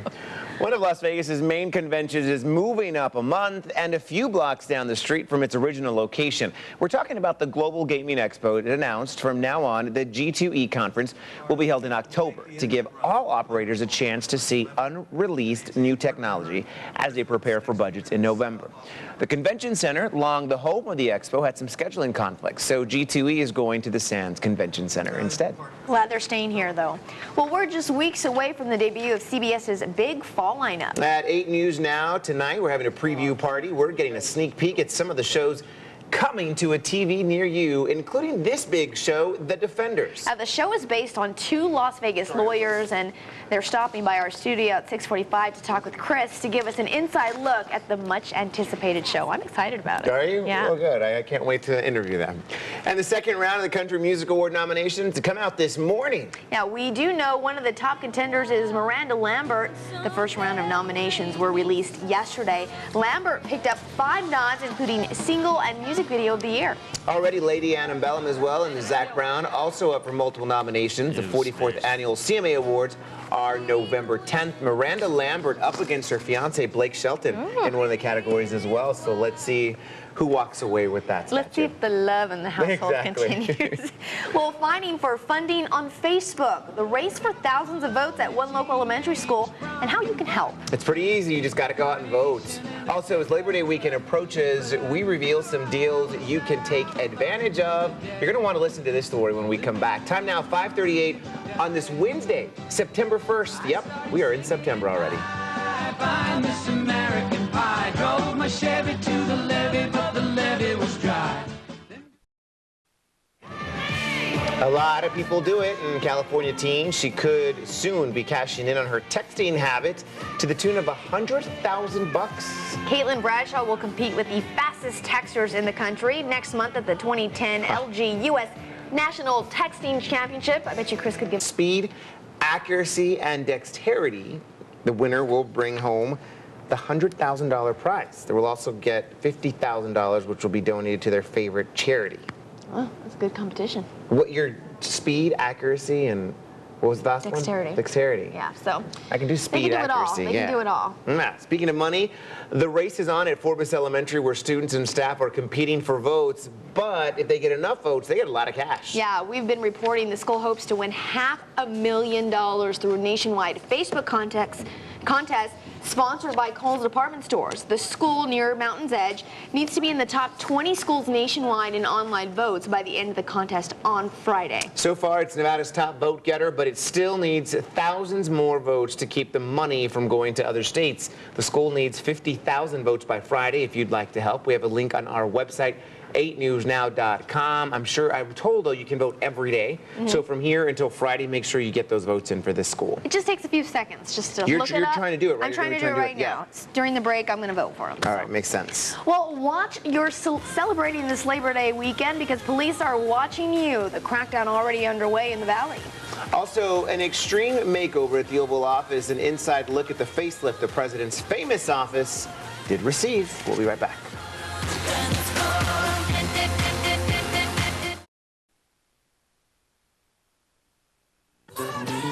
5:45 on this Wednesday morning, Labor Day weekend approaching. There's still time to find some great deals on summer getaways. You have to know where to look, though. Consumer experts suggest if you're flying, try to come back a day or two after the Labor Day holiday when airline fees will be less expensive. Also, try looking online with the travel agencies like Priceline, Expedia, or Orbitz for one-way ticket deals. Sometimes buying one-way tickets on different airlines cheaper than a round-trip ticket. That is very true.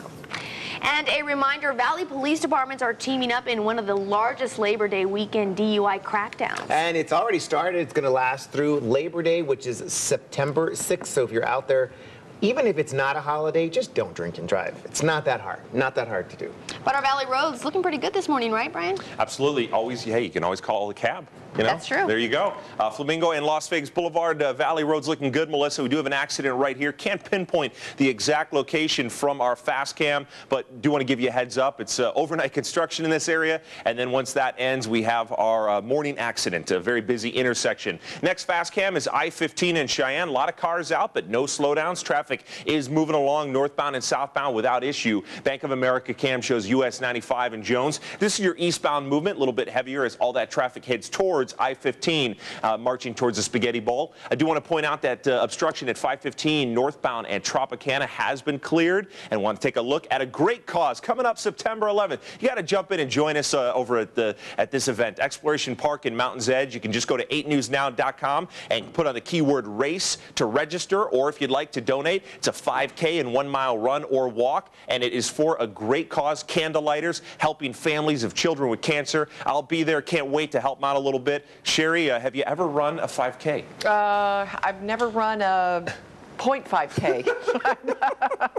No, but it's a great event. I was out there last year with Chet Buchanan from KLUC, and it's really, really fun. And so many kids out there that candlelighters really helps. So if you can donate, or if you can get out there, hopefully we'll get that weather cooled down for you, Brian, so it'll be a nice weekend. Beautiful morning out there with nice clear skies, and as we check out, we do have, well, Indian Springs is stuck. I know it's not 82 up there. It's in right around 60 degrees. Here in the valley, we've got 68 Mojave and Bonanza, 73 Warm Springs and Green Valley Parkway. We're on our way to a warmer day as we check out our headlines this morning. Dry and normal today, right around 98 to 99 degrees, and that's where we should be for the 1st of September. But once we head towards Friday and the weekend, we're back up over 100 degrees. Winds return Saturday through Tuesday with upper 90s back by Labor Day, thanks to a cool system blowing in. And then it looks like we'll stay dry, too. Absolutely no rain in the 7-day forecast. So Melissa and Chris, we're going to keep this dry spell going, but at least we won't stay too hot for too long. Just a few days coming up. All right, thanks a lot, Sherry. I'll take that. Vegas says we're taking your vote on who the best mechanic is in the Valley. It's pretty easy. Just go to our website or our page, right? Our Facebook page, 8 News Now This Morning, or just go to 8newsnow.com. Looking for your opinion on the best auto mechanic in the Valley. Reading one said A1 Service and Supply, I believe. Huh. Yeah, we talked about it earlier. Yeah.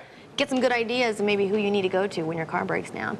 And we want to help you save money at some Valley stores. It's called Vegas Says Daily Deals. Go to 8newsnow.com every day to see which companies are selling products at or over 50% off the normal prices. Today's deal is half off of Italian food and drinks at 3 Tomatoes and Mozzarella. Oh, I like that place. Delicious. Well, a well-known Valley furniture company says it might hire more employees despite already creating dozens of jobs. Montreal-based Folio Furniture has already hired 80 workers for its manufacturing operation and may need another 100 workers in the next year. Its main focus is building dorm room furniture, but the company is looking at expanding into the hotel business. It alone will have an estimated economic impact of $66 million over the next 5 years, and it will contribute $15 million in tax revenue.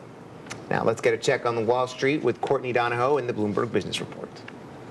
Good morning. Are you ready for their internet-connected devices? In the meantime, as President Obama ends combat missions in Iraq, he says the U.S. must now focus on boosting the economy and putting millions of out-of-work Americans back to work. At the New York Stock Exchange, I'm Courtney Donahoe with the Bloomberg Business Report. How long has it been? It's been 7 months. I'm probably more nervous than anybody in here. Florida-based airman gave his wife the surprise of a lifetime. Air Force Staff Sergeant Will Terry has been in Iraq for the last 7 months and wasn't expected to return home for another 2 weeks. But when he got back to Florida, instead of telling his wife he had returned, he decided to surprise her at the elementary school where she teaches 2nd grade.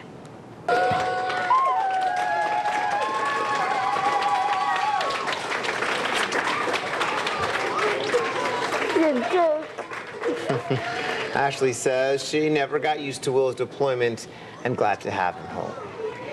The Oval Office is getting an extreme makeover, actually got one. It all started while the first family was on vacation. Staffers went to work installing new wallpaper, putting down a new rug, new sofas, lamps, and a coffee table. The rug does include excerpts from famous quotes, including one from Abraham Lincoln's Gettysburg Address, government of the people, by the people, and for the people. Many items didn't change, including a painting of George Washington and the president's desk, which has been there since John F. Kennedy was in office. The White House did not say how much the makeover cost, but said it was about the same as what other presidents have spent in the past. I like it. I think it looks good.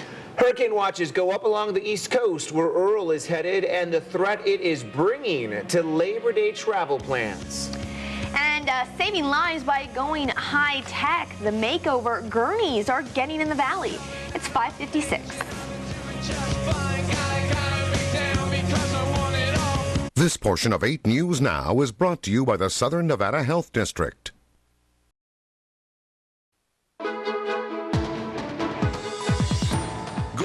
Las Vegas Valley. This is Channel 8 News Now. This morning with Dave McCann and Dayna Roselli. Neighborhood weather with Sherry Swensk. And Beat the Traffic with Brian Loftus and Ken Smith. Your morning begins now. It's time to turn the page. U.S. combat operations in Iraq come to an end, but the war in Iraq isn't over. How people around the valley are reacting.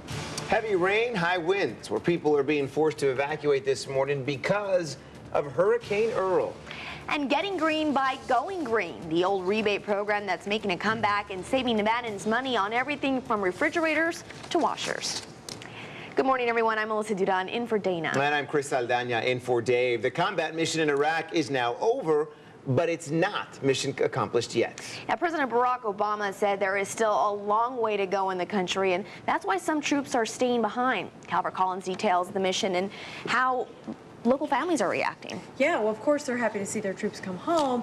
However, not all of the war is going to end, like you mentioned, not mission accomplished quite yet. Even though the combat operations have ceased, a strong U.S. presence is going to remain. About 50,000 troops will stay in Iraq under Operation New Dawn to advise and support Iraqi security forces. Most of the troops deployed to Iraq will come home in the next few weeks.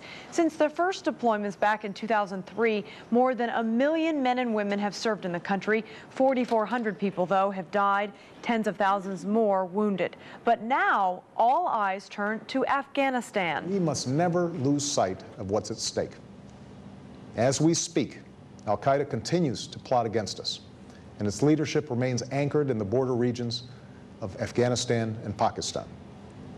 We will disrupt dismantle, and defeat al-Qaeda, while preventing Afghanistan from again serving as a base for terrorists.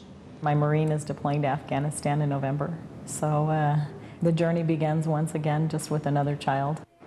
Her other son just returned from Iraq, but many of the returning troops from Iraq will be redeployed to Afghanistan within the next few months. The president has added 30,000 troops to that war, tripling to nearly 100,000 there fighting insurgents. Now, the war in Afghanistan is in its 10th year, making it the longest U.S. war in history, but the president says that he plans to transition the country back to the Afghan people starting in next August. Going back to Iraq, you mentioned earlier, mission not accomplished just yet. The president was sure not to say mission accomplished last night, right? Exactly, because he said, you know, even though we are withdrawing a significant amount of troops, we still will have a long-term presence there just because of how long it's going to take those security forces to sustain the country. Interestingly enough, though, Mr. Obama did actually call former President George W. Bush yesterday to tell him about the end of the combat mission, and the White House has not said what they talked about. All right, thanks so much, Calvert.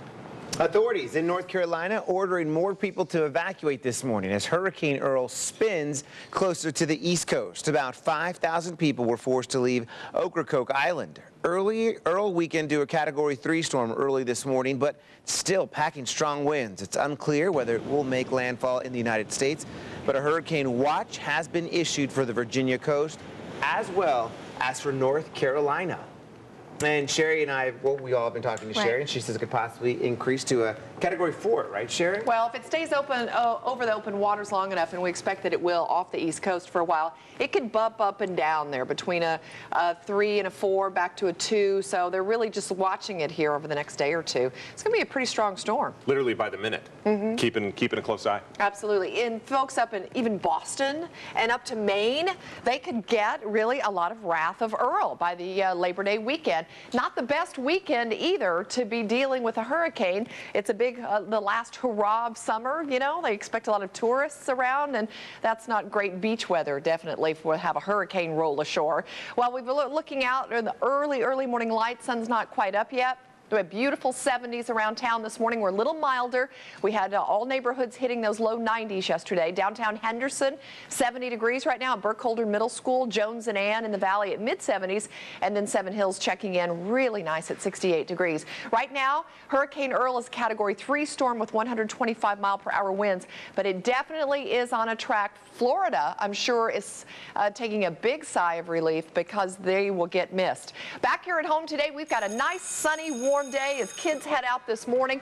Temperatures again mainly in the low 70s for the afternoon. It's going to be warmer, kids. Make sure you got plenty of water in that backpack while you're waiting for the bus. 98 for the afternoon high, Brian. This is our normal day, and then we're going to heat up rolling into our holiday weekend. We'll check that out in the 7-day forecast. Sherry, there is light at the end of the tunnel. We're told the road work north of the Airport Connector Tunnel will be done in September, but until then, Ken's up in Chopper 8 to let us know about some issues we'll have, including tonight and tomorrow night. Ken. That's right. Last night we actually had some lane restrictions here on the northbound side of the airport connector, mainly on the one side here as you head toward the various terminals. You can see all these little cones. They were earlier out here blocking a number of lanes. Now they've all been moved off to the side of the roadway, and in the process of trying to get rid of some of these cones here, a little bit late picking these up this morning. But the bottom line is expect lane restrictions northbound, not on the airport bypass section over here, but if you're actually heading to the terminals from 9 o'clock at night till 5 a.m. Tomorrow morning. That'll be both tonight and tomorrow night, so bear that in mind. Also, I spotted an accident bright and early here. We just took off in Chopper 8 and saw this accident on Flamingo westbound, just approaching Las Vegas Boulevard, right near the Flamingo Hotel, and you can see the Metro folks out there doing a little bit of an investigation, doing their measurements. But the bottom line, a couple of cars involved in an accident, and it's blocking the right-hand lane. Brian, we'll send it back to you. Thanks for the update, Ken. Airport Connector, again, you can get north through the tunnel and go to Tropicana, but there will be some flaggers there and some detours in those taking, Swenson or Wayne Newton. You'll start to have a little bit of that slowdown as you move through. Heads up. 62 and 63 at Interstate 15 in Sahara. Let's check some speeds on the east side of town. Charleston Curve, northbound 72, southbound 64, 515, 95. We had that slowdown earlier because of road debris at Tropicana. Not an issue anymore. Moving up to 72 as you move northbound on 515, 95 and 215 in Eastern. Usually not an issue here unless there's an accident. A range of 66 to 60. That will work. Live outside, Ken gave us a little bit of a a better look here of that accident in Flamingo and Las Vegas Boulevard, so we'll move by that camera. We've had that documented. We'll go to I-15 in Cheyenne, where we're seeing good movement northbound and southbound. Keep your eyes up for some more dynamic message signs in these areas. There's 4 new signs that got unveiled yesterday, as well as 9 ramp meters in this stretch of I-15 north of the Spaghetti Bowl. We'll check in now with Chris and Melissa. All right, thanks, Brian. Well, a judge will wait until at least next week to decide if there's enough evidence for a trial against a man accused of killing a baby. Cody Gettings is accused of killing 16-month-old Addison Weist while his girlfriend was not home. Police say the baby suffered severe bleeding and broken bones in almost half of her head. A preliminary hearing is expected to start back up early next week. Well, this morning, police are still searching for the man responsible for a double shooting Monday night. It happened near MLK and Owens. Investigators say 2 men were sitting in the yard when an unidentified man came up and shot both of them. One of the men, who was 24 years old, died. The other, who's 25, was shot in the leg and taken to the hospital. Now, if you have any information about this crime, you're asked to call police. Some parents walking their kids to school are now dealing with a nearly $200 ticket for jaywalking. This all happened in a low-income part of town, and now the NAACP is getting involved, saying parents were unfairly targeted. Most of the children at Booker are on free and reduced lunch, so most of the parents are in economically challenged situations. Richard Boulware is a volunteer attorney for the Las Vegas chapter of the NAACP and says parents around Booker Elementary are being discriminated against because police did not target all schools. Metro admits they're only conducting enforcement around 25 schools, but say it's not because of race or income, rather because those schools have had a past in the 17 of the 50 have been pedestrian related. That relates to 34% of our total fatalities. That's the highest number of fatalities of any violation in Metro's jurisdiction. Now that school is back in session, we're told officers will be increasing pedestrian and school zone enforcements. Well, a viewer is seeing no change on a local pothole boulevard, and she wants to know, what's the holdup? Brian has the answer in today's What's Driving You Crazy. Janet? Good morning, Melissa. We're live here at AMR this morning showing you these new power gurneys and how it's making things safer for the patient and for the crew members operating them. We have a live demo coming up in a minute. This portion of 8 News Now is brought to you by the Las Vegas Honda Dealers Association.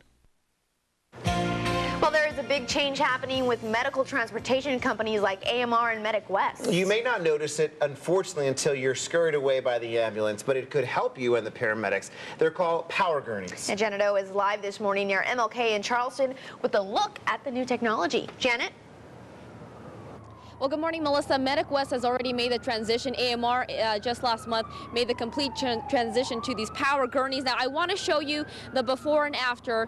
This is the old gurney, and this is the new gurney to my right, the power gurney. You can't really tell the difference. They both weigh about 100 pounds or so, but the biggest thing is this is power operated, so paramedics and EMTs can easily just lift it up and lift it down, and all they have to do is just push it right into the ambulance. And what this essentially does is that it makes it's safer for the paramedics and EMTs. It doesn't put any physical strains on their body, and then also for the patient that's sitting in the gurney, as our model is here today, it stabilizes him. So if he's seriously injured, you know, there's no risk that he's going to be shuffled around at all. Now, Chad Henry from AMR, he's the operations manager, joins us this morning. And Chad, you mentioned that it costs hundreds of thousands of dollars to invest in these power gurneys. And is it worth the investment? It absolutely is worth the investment. We've done this for a couple of reasons. One is it has enhanced patient safety, and it has also taken care of the safety of our employees as well. Okay, and there have been a lot of other changes as well, aside from the power gurneys, that it's making things a whole lot safer for the patients. And talk a little bit about that. Well, this is just part of a multi-million-dollar investment that we made back into the community for the year 2010. The power gurneys is part of the addition of new ambulances to the fleet here in Las Vegas, new cardiac monitors, new stair chairs, EPCR, electronic patient care records is coming out. So it's a large investment that we've made in the community this year. Okay, well, thank you very much, Chad. Just one more thing to make things safer for the paramedics and EMTs and also the patients. Now, Las Vegas is one of the first cities to make the full, complete transition, but it's a change that's taking place nationwide. Reporting live, Janet O, 8 News Now. Janet, something that's important to know is that these paramedics still have to make an effort, kind of still use some weight to get it up, right? It's not all automated, because earlier that's what they were saying. Yeah, well, Chris, you know, for the old gurneys, they had to really put a lot into it because they had to lift it up. And I mentioned it's 100 pounds. That's not including the patient. But with these power gurneys, it's just a slight lift. It's more of a push. And so that's what makes it a whole lot easier for them. All right, looks good. Thanks a lot, Janet O, reporting live for us this morning. Thank you, Janet. All right, let's go on over or up to Ken Smith, who's in Chopper 8, looking at our Valley roads. How you doing, Ken? Yeah, I'm up here somewhere this morning over the west side of the valley, actually, and we're looking down at an accident. It looks like one of the vehicles actually took off this morning. This is going to be on Tropicana on the westbound side, just as you approach Buffalo. We stumbled upon this crash. You can see the whole front end actually all dented in, so that person actually struck and hit the other vehicle. The odd part is the other vehicle, who would not be at fault if they were here, is nowhere to be found. Bottom line is the right-hand lane is shut down in this area, but traffic no delays here at all whatsoever. We're doing pretty good on our valley freeways as well. Let's take a look here at our fast camera up here on the north side of the valley. This is going to be along I-15 right around Cary. We are wide open. The freeway is big and wide and up to code. It is a very nice drive all over the valley around the Las Vegas Valley. Now, Sherry, as I toss you for weather, look what I got here up here, my Water Smart Living magazine. Good for you. I am studying up here for groups A, C, and E Monday, Wednesday, and Friday, something like that. I'm studying up right now. Absolutely. And if you're not in groups A, C, and E, you should not be watering today on the 1st of September. Is that correct, Ken? Ken's taking his watering quiz today. It's on. And I think he's passed because he's got his Watering Smart magazine there. Yes, today is the first day of the fall watering schedule. So groups A, C, and E, you're getting Monday, Wednesday, Friday. So this is your assigned day to water. And then groups B, D, and F get Tuesday, Thursday, Saturday. So be sure and set those sprinkler clocks. Looking outside at temps this morning, it is beautiful. Not quite as cool as it's been the last couple of mornings, a mix of 60s and 70s. Our Summerlin camera showing you just how beautiful it is out there. And temperatures will start to warm up now as we get through our first hour of daylight. These are our coolest temps. That sun's going to pop up any second over the sun, over the edge there of the horizon. Let's take a look across the west. Nice high pressure building in. Things very clear in the desert southwest. Cool air staying up in the northern Rockies, and a ridge of high pressure off the east coast will eventually be pushed out. That's going to allow Hurricane Earl to sweep right up the eastern seaboard, and we are looking at evacuations already mandatory for the Outer Banks of the Carolinas, but places like maybe even New York and Boston will feel the wrath of Earl by the end of the week. This cold front will help break the heat wave that's really had its grip over the eastern half of the country. 70s for the Pacific Northwest, 98 for us today, 104 for Phoenix, but check out those mid to upper 90s. Boston, I don't know if they'd rather have the heat or if they'd rather have Earl by the weekend, but they're going to get both, I'm afraid. 98 today turns into triple digits and even a hot 105 for us by Friday, but winds on Sunday will bring in another system that will cool us back to the 90s for early next week. Something's driving somebody crazy, and Brian's got an answer for him this morning, as he always does. What's going on, Brian? When will county pave some of our terrible roads? I thought Jones would at least show some sign of progress, but I don't see any workers or improvement.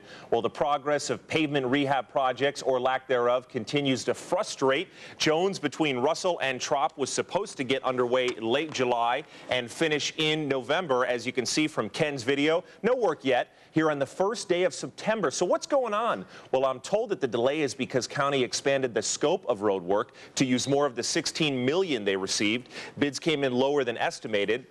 And with federal funds, if you don't use it, you lose it. Another delay for some roads. The contractor chooses the order of roads to work on based on what they deem most efficient. Now, noting the amount of north-south roads valley-wide that are currently under construction, some may dispute this efficient plan. Jones is still on the schedule for a November finish, but Melissa and Chris, with county paving some 100 miles of roadway county-wide, it cannot come soon enough. No. People are like, I want my road paved, and I want it now. Absolutely. It gets frustrating. Including Rebecca about Jones. She wants it done. It's not going to be till November. You maybe suit up and go out there, see what you can do. Chris, that's what I'm doing this afternoon. Is that right between a meeting and our event at Thomas and Mack tonight? I will be paving. All right, take pictures. We want proof. You bet. Traffic 8 at 8newsnow.com is where to send your traffic questions. Over to Chris. All right, thanks a lot. One of the biggest gaming expos is changing venues and dates. The Global Gaming Expo says from now on, the G2E conference will move to October.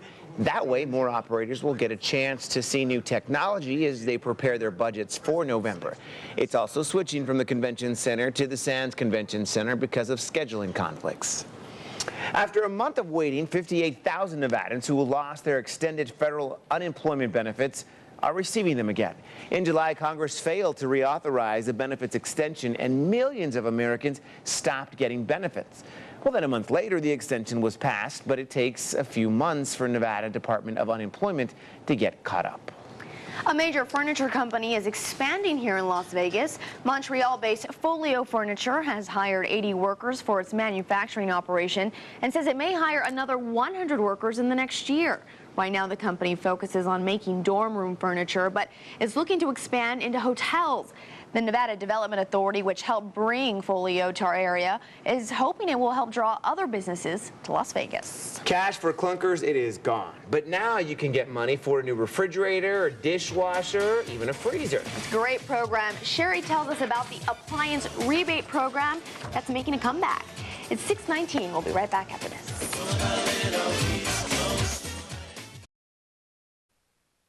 It's day 3 of back to school, and it's getting going at Silverado High School at Spencer and Serene, where we have a little, band practice going on there, Ken, already, starting with a bang. Yeah, it is starting with a bang down here below us here. A lot of activity going on right in the middle of the football field down below us at Silverado Ranch High School, or Silverado High School rather, near the Silverado Ranch neighborhood down here below us, right off of Serene this morning, and you can see all the activity going on down here. You know, part of the first week of school, we were checking out the school zone, 15 miles an hour up and down the area around Serene, and you're going to find so far no major issues in this general vicinity this morning as you make that journey around the area of Silverado High School this morning. But that's the latest from up here. We're just kind of watching to see the kids come into class, and a lot of activity as everybody's getting introduced to the first week of school at all the Clark County schools. We'll send it back to you. It couldn't be any busier week for those students, teachers, and of course parents. It's been a busy week for you, I know. Looking live outside at your first Fast Cam US 95 in Craig. Boy, we got both northbound and southbound restrictions here. Got 18 months of work coming up. It's the widening from 6 to 8 lanes of that section of northwest quarter of 95. No problems here. 215 in Sunset, light, free-flowing, moving in the 60s as an average speed. Do want to point out Airport Connector, again, as you move through northbound overnight, 7 p.m. to 5 a.m., you do have restrictions tonight and tomorrow night with some great information about rebates. Over to Sherry. Thank you, Brian. It's becoming the rebate program that just won't die. You may remember the state's appliance rebate initiative. It's being revived after its mid-June deadline because a lot of people never stepped up to get their cash, and that leaves unclaimed money on the table for you. The federally funded rebate program began back in April to help put money back in the pockets of Americans and to get them buying green.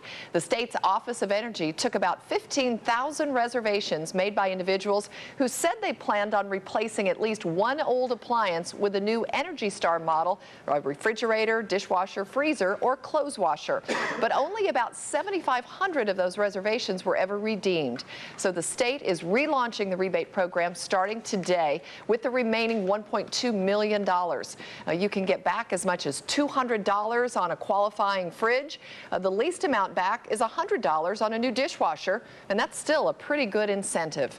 New to this version of the program is that you can actually check online to see how much money is left before you decide to buy a new appliance.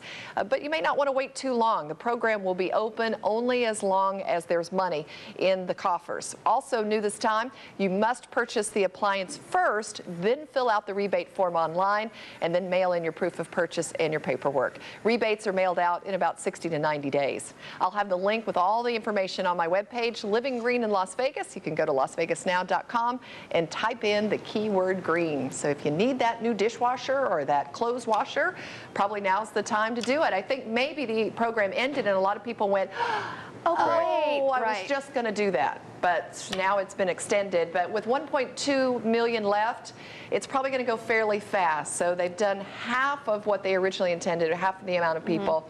So I think those remaining 7,500 or so probably going to go pretty quick. So don't procrastinate. Get out there and get it done. Plus, a lot of the appliance stores and the big box stores have good sales too on appliances this time of year. So you might want to get there and. It's a holiday weekend this weekend as well. That's true. So Labor Day sales might be a good time to go check it out. Thanks, Sherry. Thanks, Sherry. Well, Hurricane Earl could sink Labor Day travel plans for millions of Americans. Where it's headed this morning and the impact it's expected to have. And we have an interview for you won't want to miss. A new show coming to CBS this fall is about 2 Las Vegas attorneys. We're going to talk with the men who inspired the Defenders in just about 20 minutes. We'll be right back.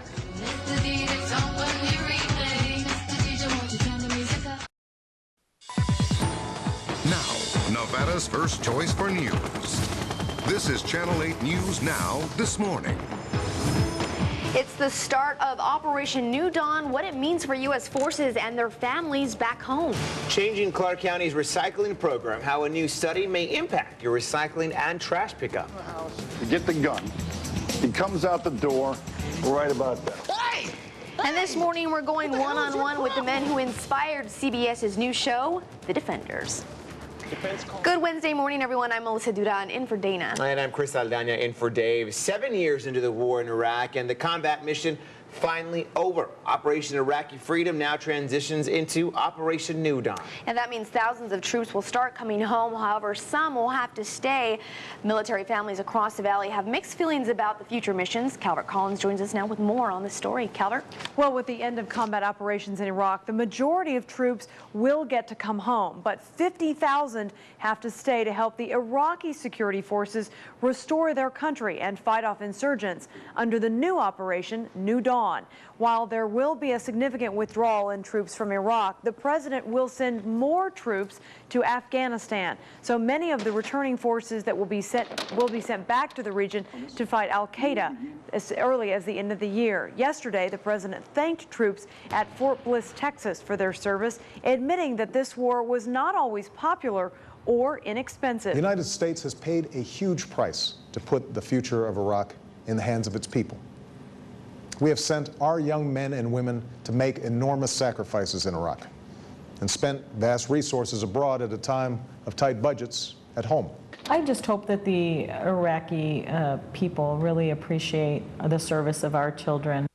Sandra Rios-Kuta's Army son just returned from his first deployment to Iraq, but now her other son, who is a Marine, heads to Afghanistan in November. Now, just like the president said, the U.S. has paid a huge price for this war, nearly $1 trillion and more than 4,400 lives lost, with tens more thousands wounded. Chris and Melissa? Thanks a lot, Calvert. All right, Wednesday morning, 6:31. Everyone's heading out the door to work or school. How are roads looking, Brian? This is our congestion point. This is when we start to see some delays. Nothing major yet. Ken's up in Chopper 8 at 215 and I-15. It just seems like so much of what we focus on is construction right now, Ken, in what is really the summer of construction.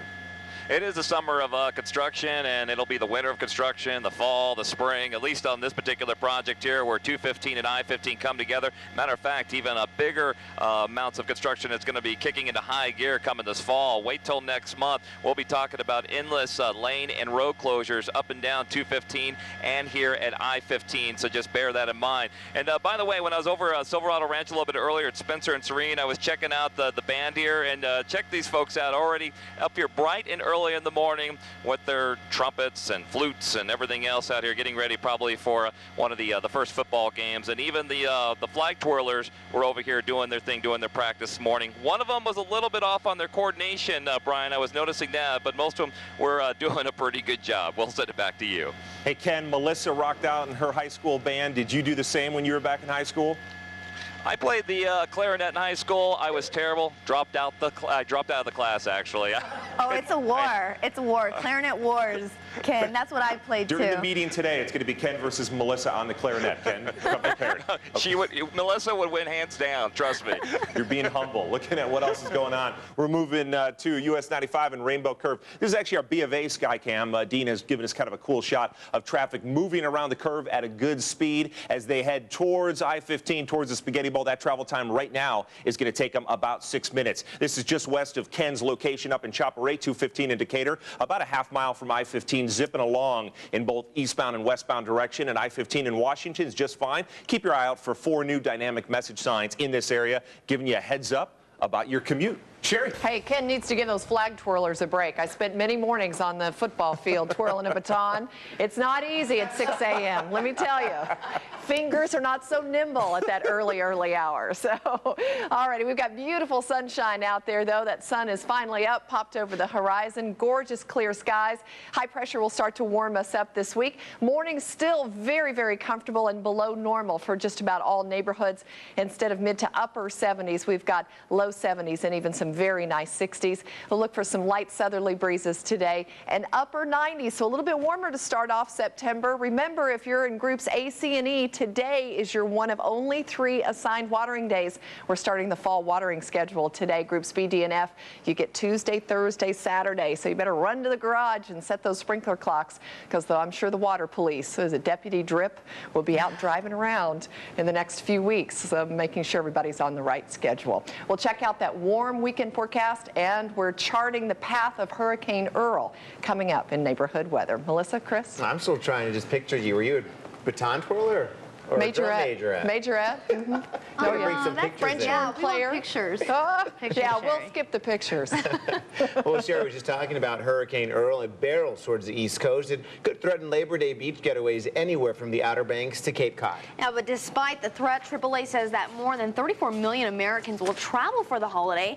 That's up nearly 10% from last year. Many of them will be coming here to Las Vegas. Our city was ranked one of the top Labor Day travel destinations this year. Well, police around southern Nevada will be cracking down on drunk drivers this holiday weekend. Law enforcement agencies across Clark County are joining forces for a massive DUI enforcement. From now through September 6th, expect to see extra officers on the roads 24 hours a day. You'll also see a large number of checkpoints. August may have been the slowest month for auto sales since 1982. Consumers are avoiding showrooms despite big discounts because they're concerned the economy will fall back into a recession. Last year at this time, the government's Cash for Clunkers program gave auto sales a huge boost, if you remember that. Today, investors on Wall Street will be looking at auto sales and the job market. Let's go ahead and take a live look right now and see how Wall Street is doing. Just a few minutes after being open right now, it's going up by 131.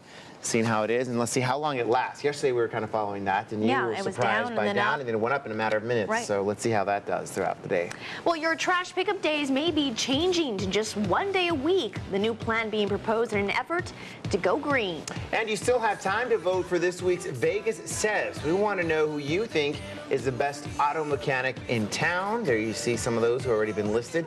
Pretty easy, just go to our website and place your vote. We'll be right back.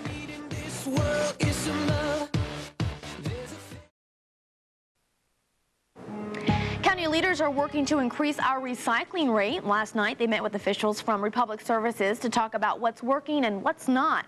Over the last 2 years, 3 pilot programs have been in place, one with twice-a-week trash pickup and recycling every other week, another with twice-a-week trash and once-a-week recycling, and a third with once-a-week trash and once-a-week recycling. It gets confusing.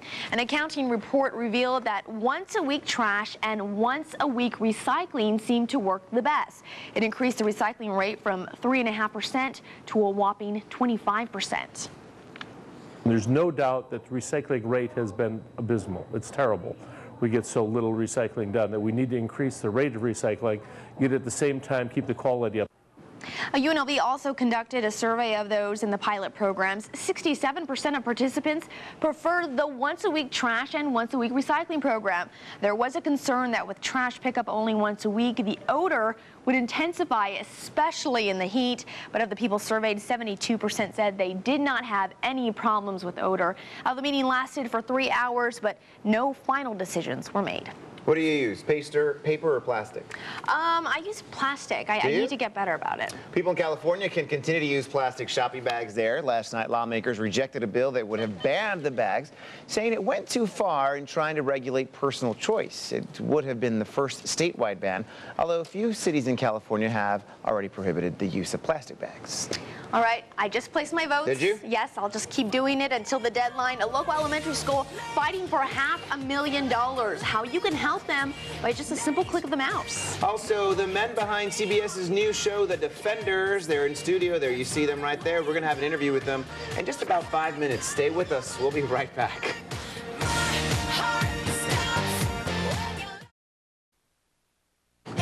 The Oval Office has gotten a makeover. There's a new rug bearing the presidential seal. Its border features quotes from former presidents. The new look tends toward neutral colors and the taupe rather than the gold and yellow tones favored by President George W. Bush. But one thing that didn't change is the historic desk, a gift from Queen Victoria back in the 1880s. No word on how much the makeover cost, but it was not done at taxpayer expense, we're told.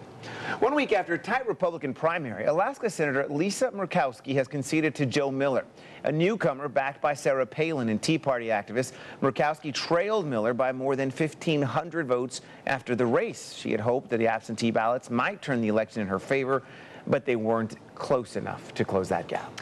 Well, state budget cuts have forced schools to cut back this year. Now students and staff at one Clark County Elementary School are taking matters into their own hands. Forbes Elementary is hoping to win $500,000 through a nationwide Facebook contest sponsored by Kohl's department stores.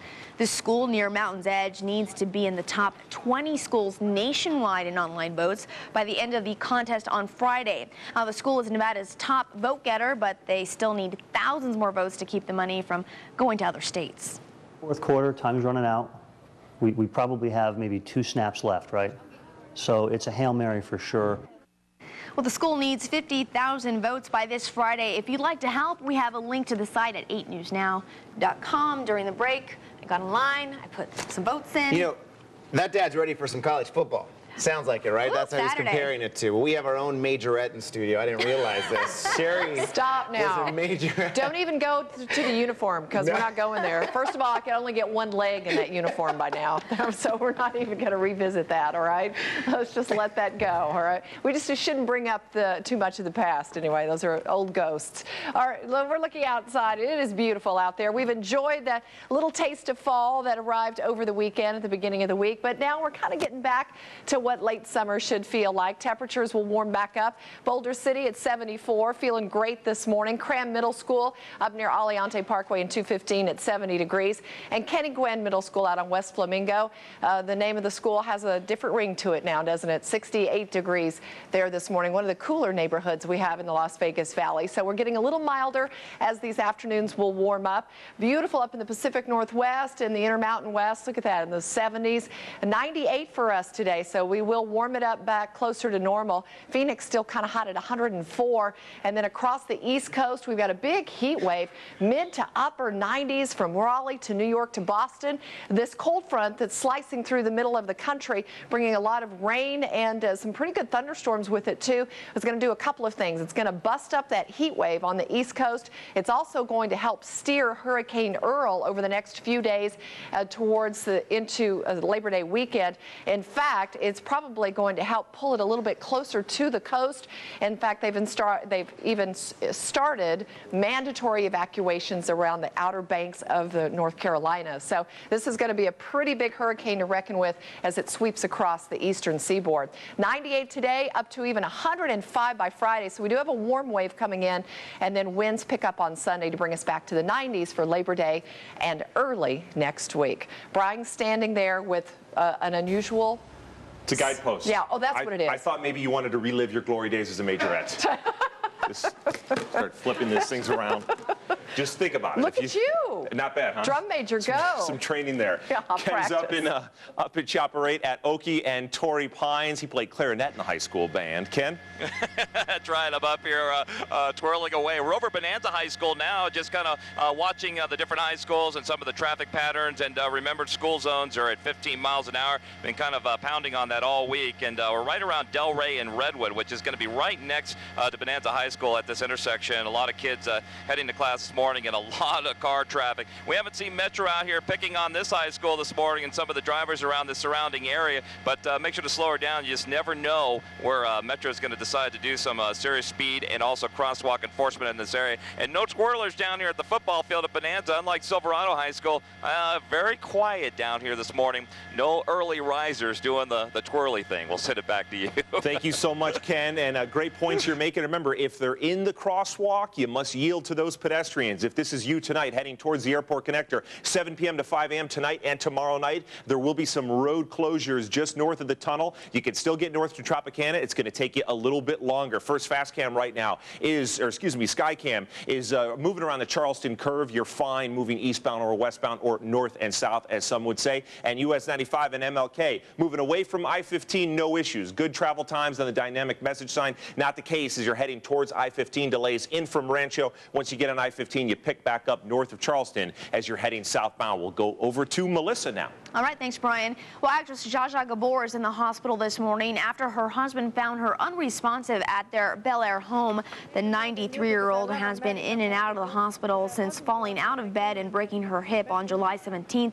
Her daughter said Gabor is now in stable condition. Let's go on over to Chris. All right, Melissa, thanks a lot. There are a lot of great new shows coming to CBS this fall, and tonight we're hosting a premiere party over at the Thomas & Mack to give people a sneak peek at them. One of the shows that we'll be showing is a little bit of what the Vegas is all about. It's called The Defenders, which is a drama about two Las Vegas defense attorneys who go all in when it comes to representing their clients. It's based on criminal defense attorneys Michael Cristalli and Mark Sagis, who are joining us this morning. You guys been a long morning because you're with us so early, but this is just the beginning because this show, we hope, kicks off. It's going to take off, hopefully.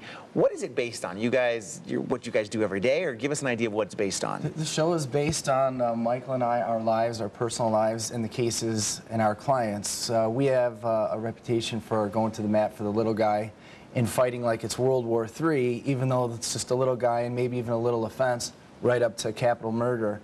And the show's based on that, a variation of different cases and different instances in Michael and I's life. And Michael, give us an idea. You guys have known each other. The history, it goes back. You guys have some history. Your grandparents, your grandfathers knew each other, came from Italy? Yeah, actually, Mark's great-grandfather and my grandfather came over from a little town in Italy called Siciliano in late 1920s, early 1930s. And our moms grew up across the street from one another, but we never knew each other until we came out to Las Vegas. So it was an interesting way that we got together, and the rest is history. Did you ever imagine there would be a show that's going to be based on what you guys do for a living? Absolutely not. Absolutely not. It's an honor to be to have these great stars playing us. And yeah, Jim Belushi and Jerry O'Connell are playing you guys. Who's playing who? Jim Belushi plays Michael Cristalli, and Jerry O'Connell plays me, Mark Sagis. But in the show, their names are different. Okay. Jerry O'Connell plays Pete Kazmarek, who's based on my life, and Jim Belushi plays Nick Morelli, who's based on Michael's life.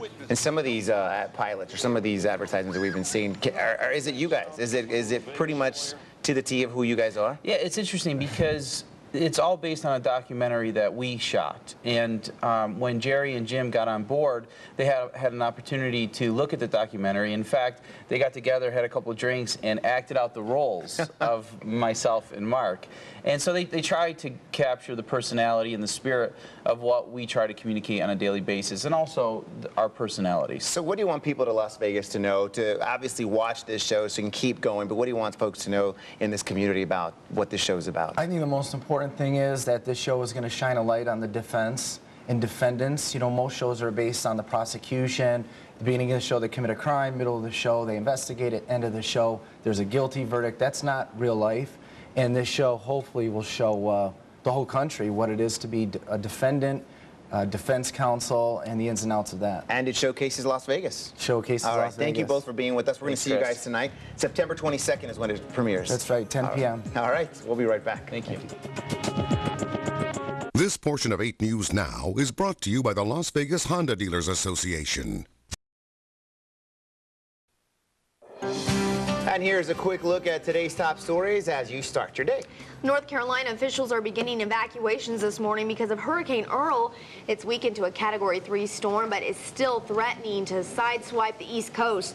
A hurricane watch is in effect for North Carolina and Virginia. Also, Operation New Dawn begins today in Iraq, just a day after President Obama announced the end of U.S. combat operations in the country.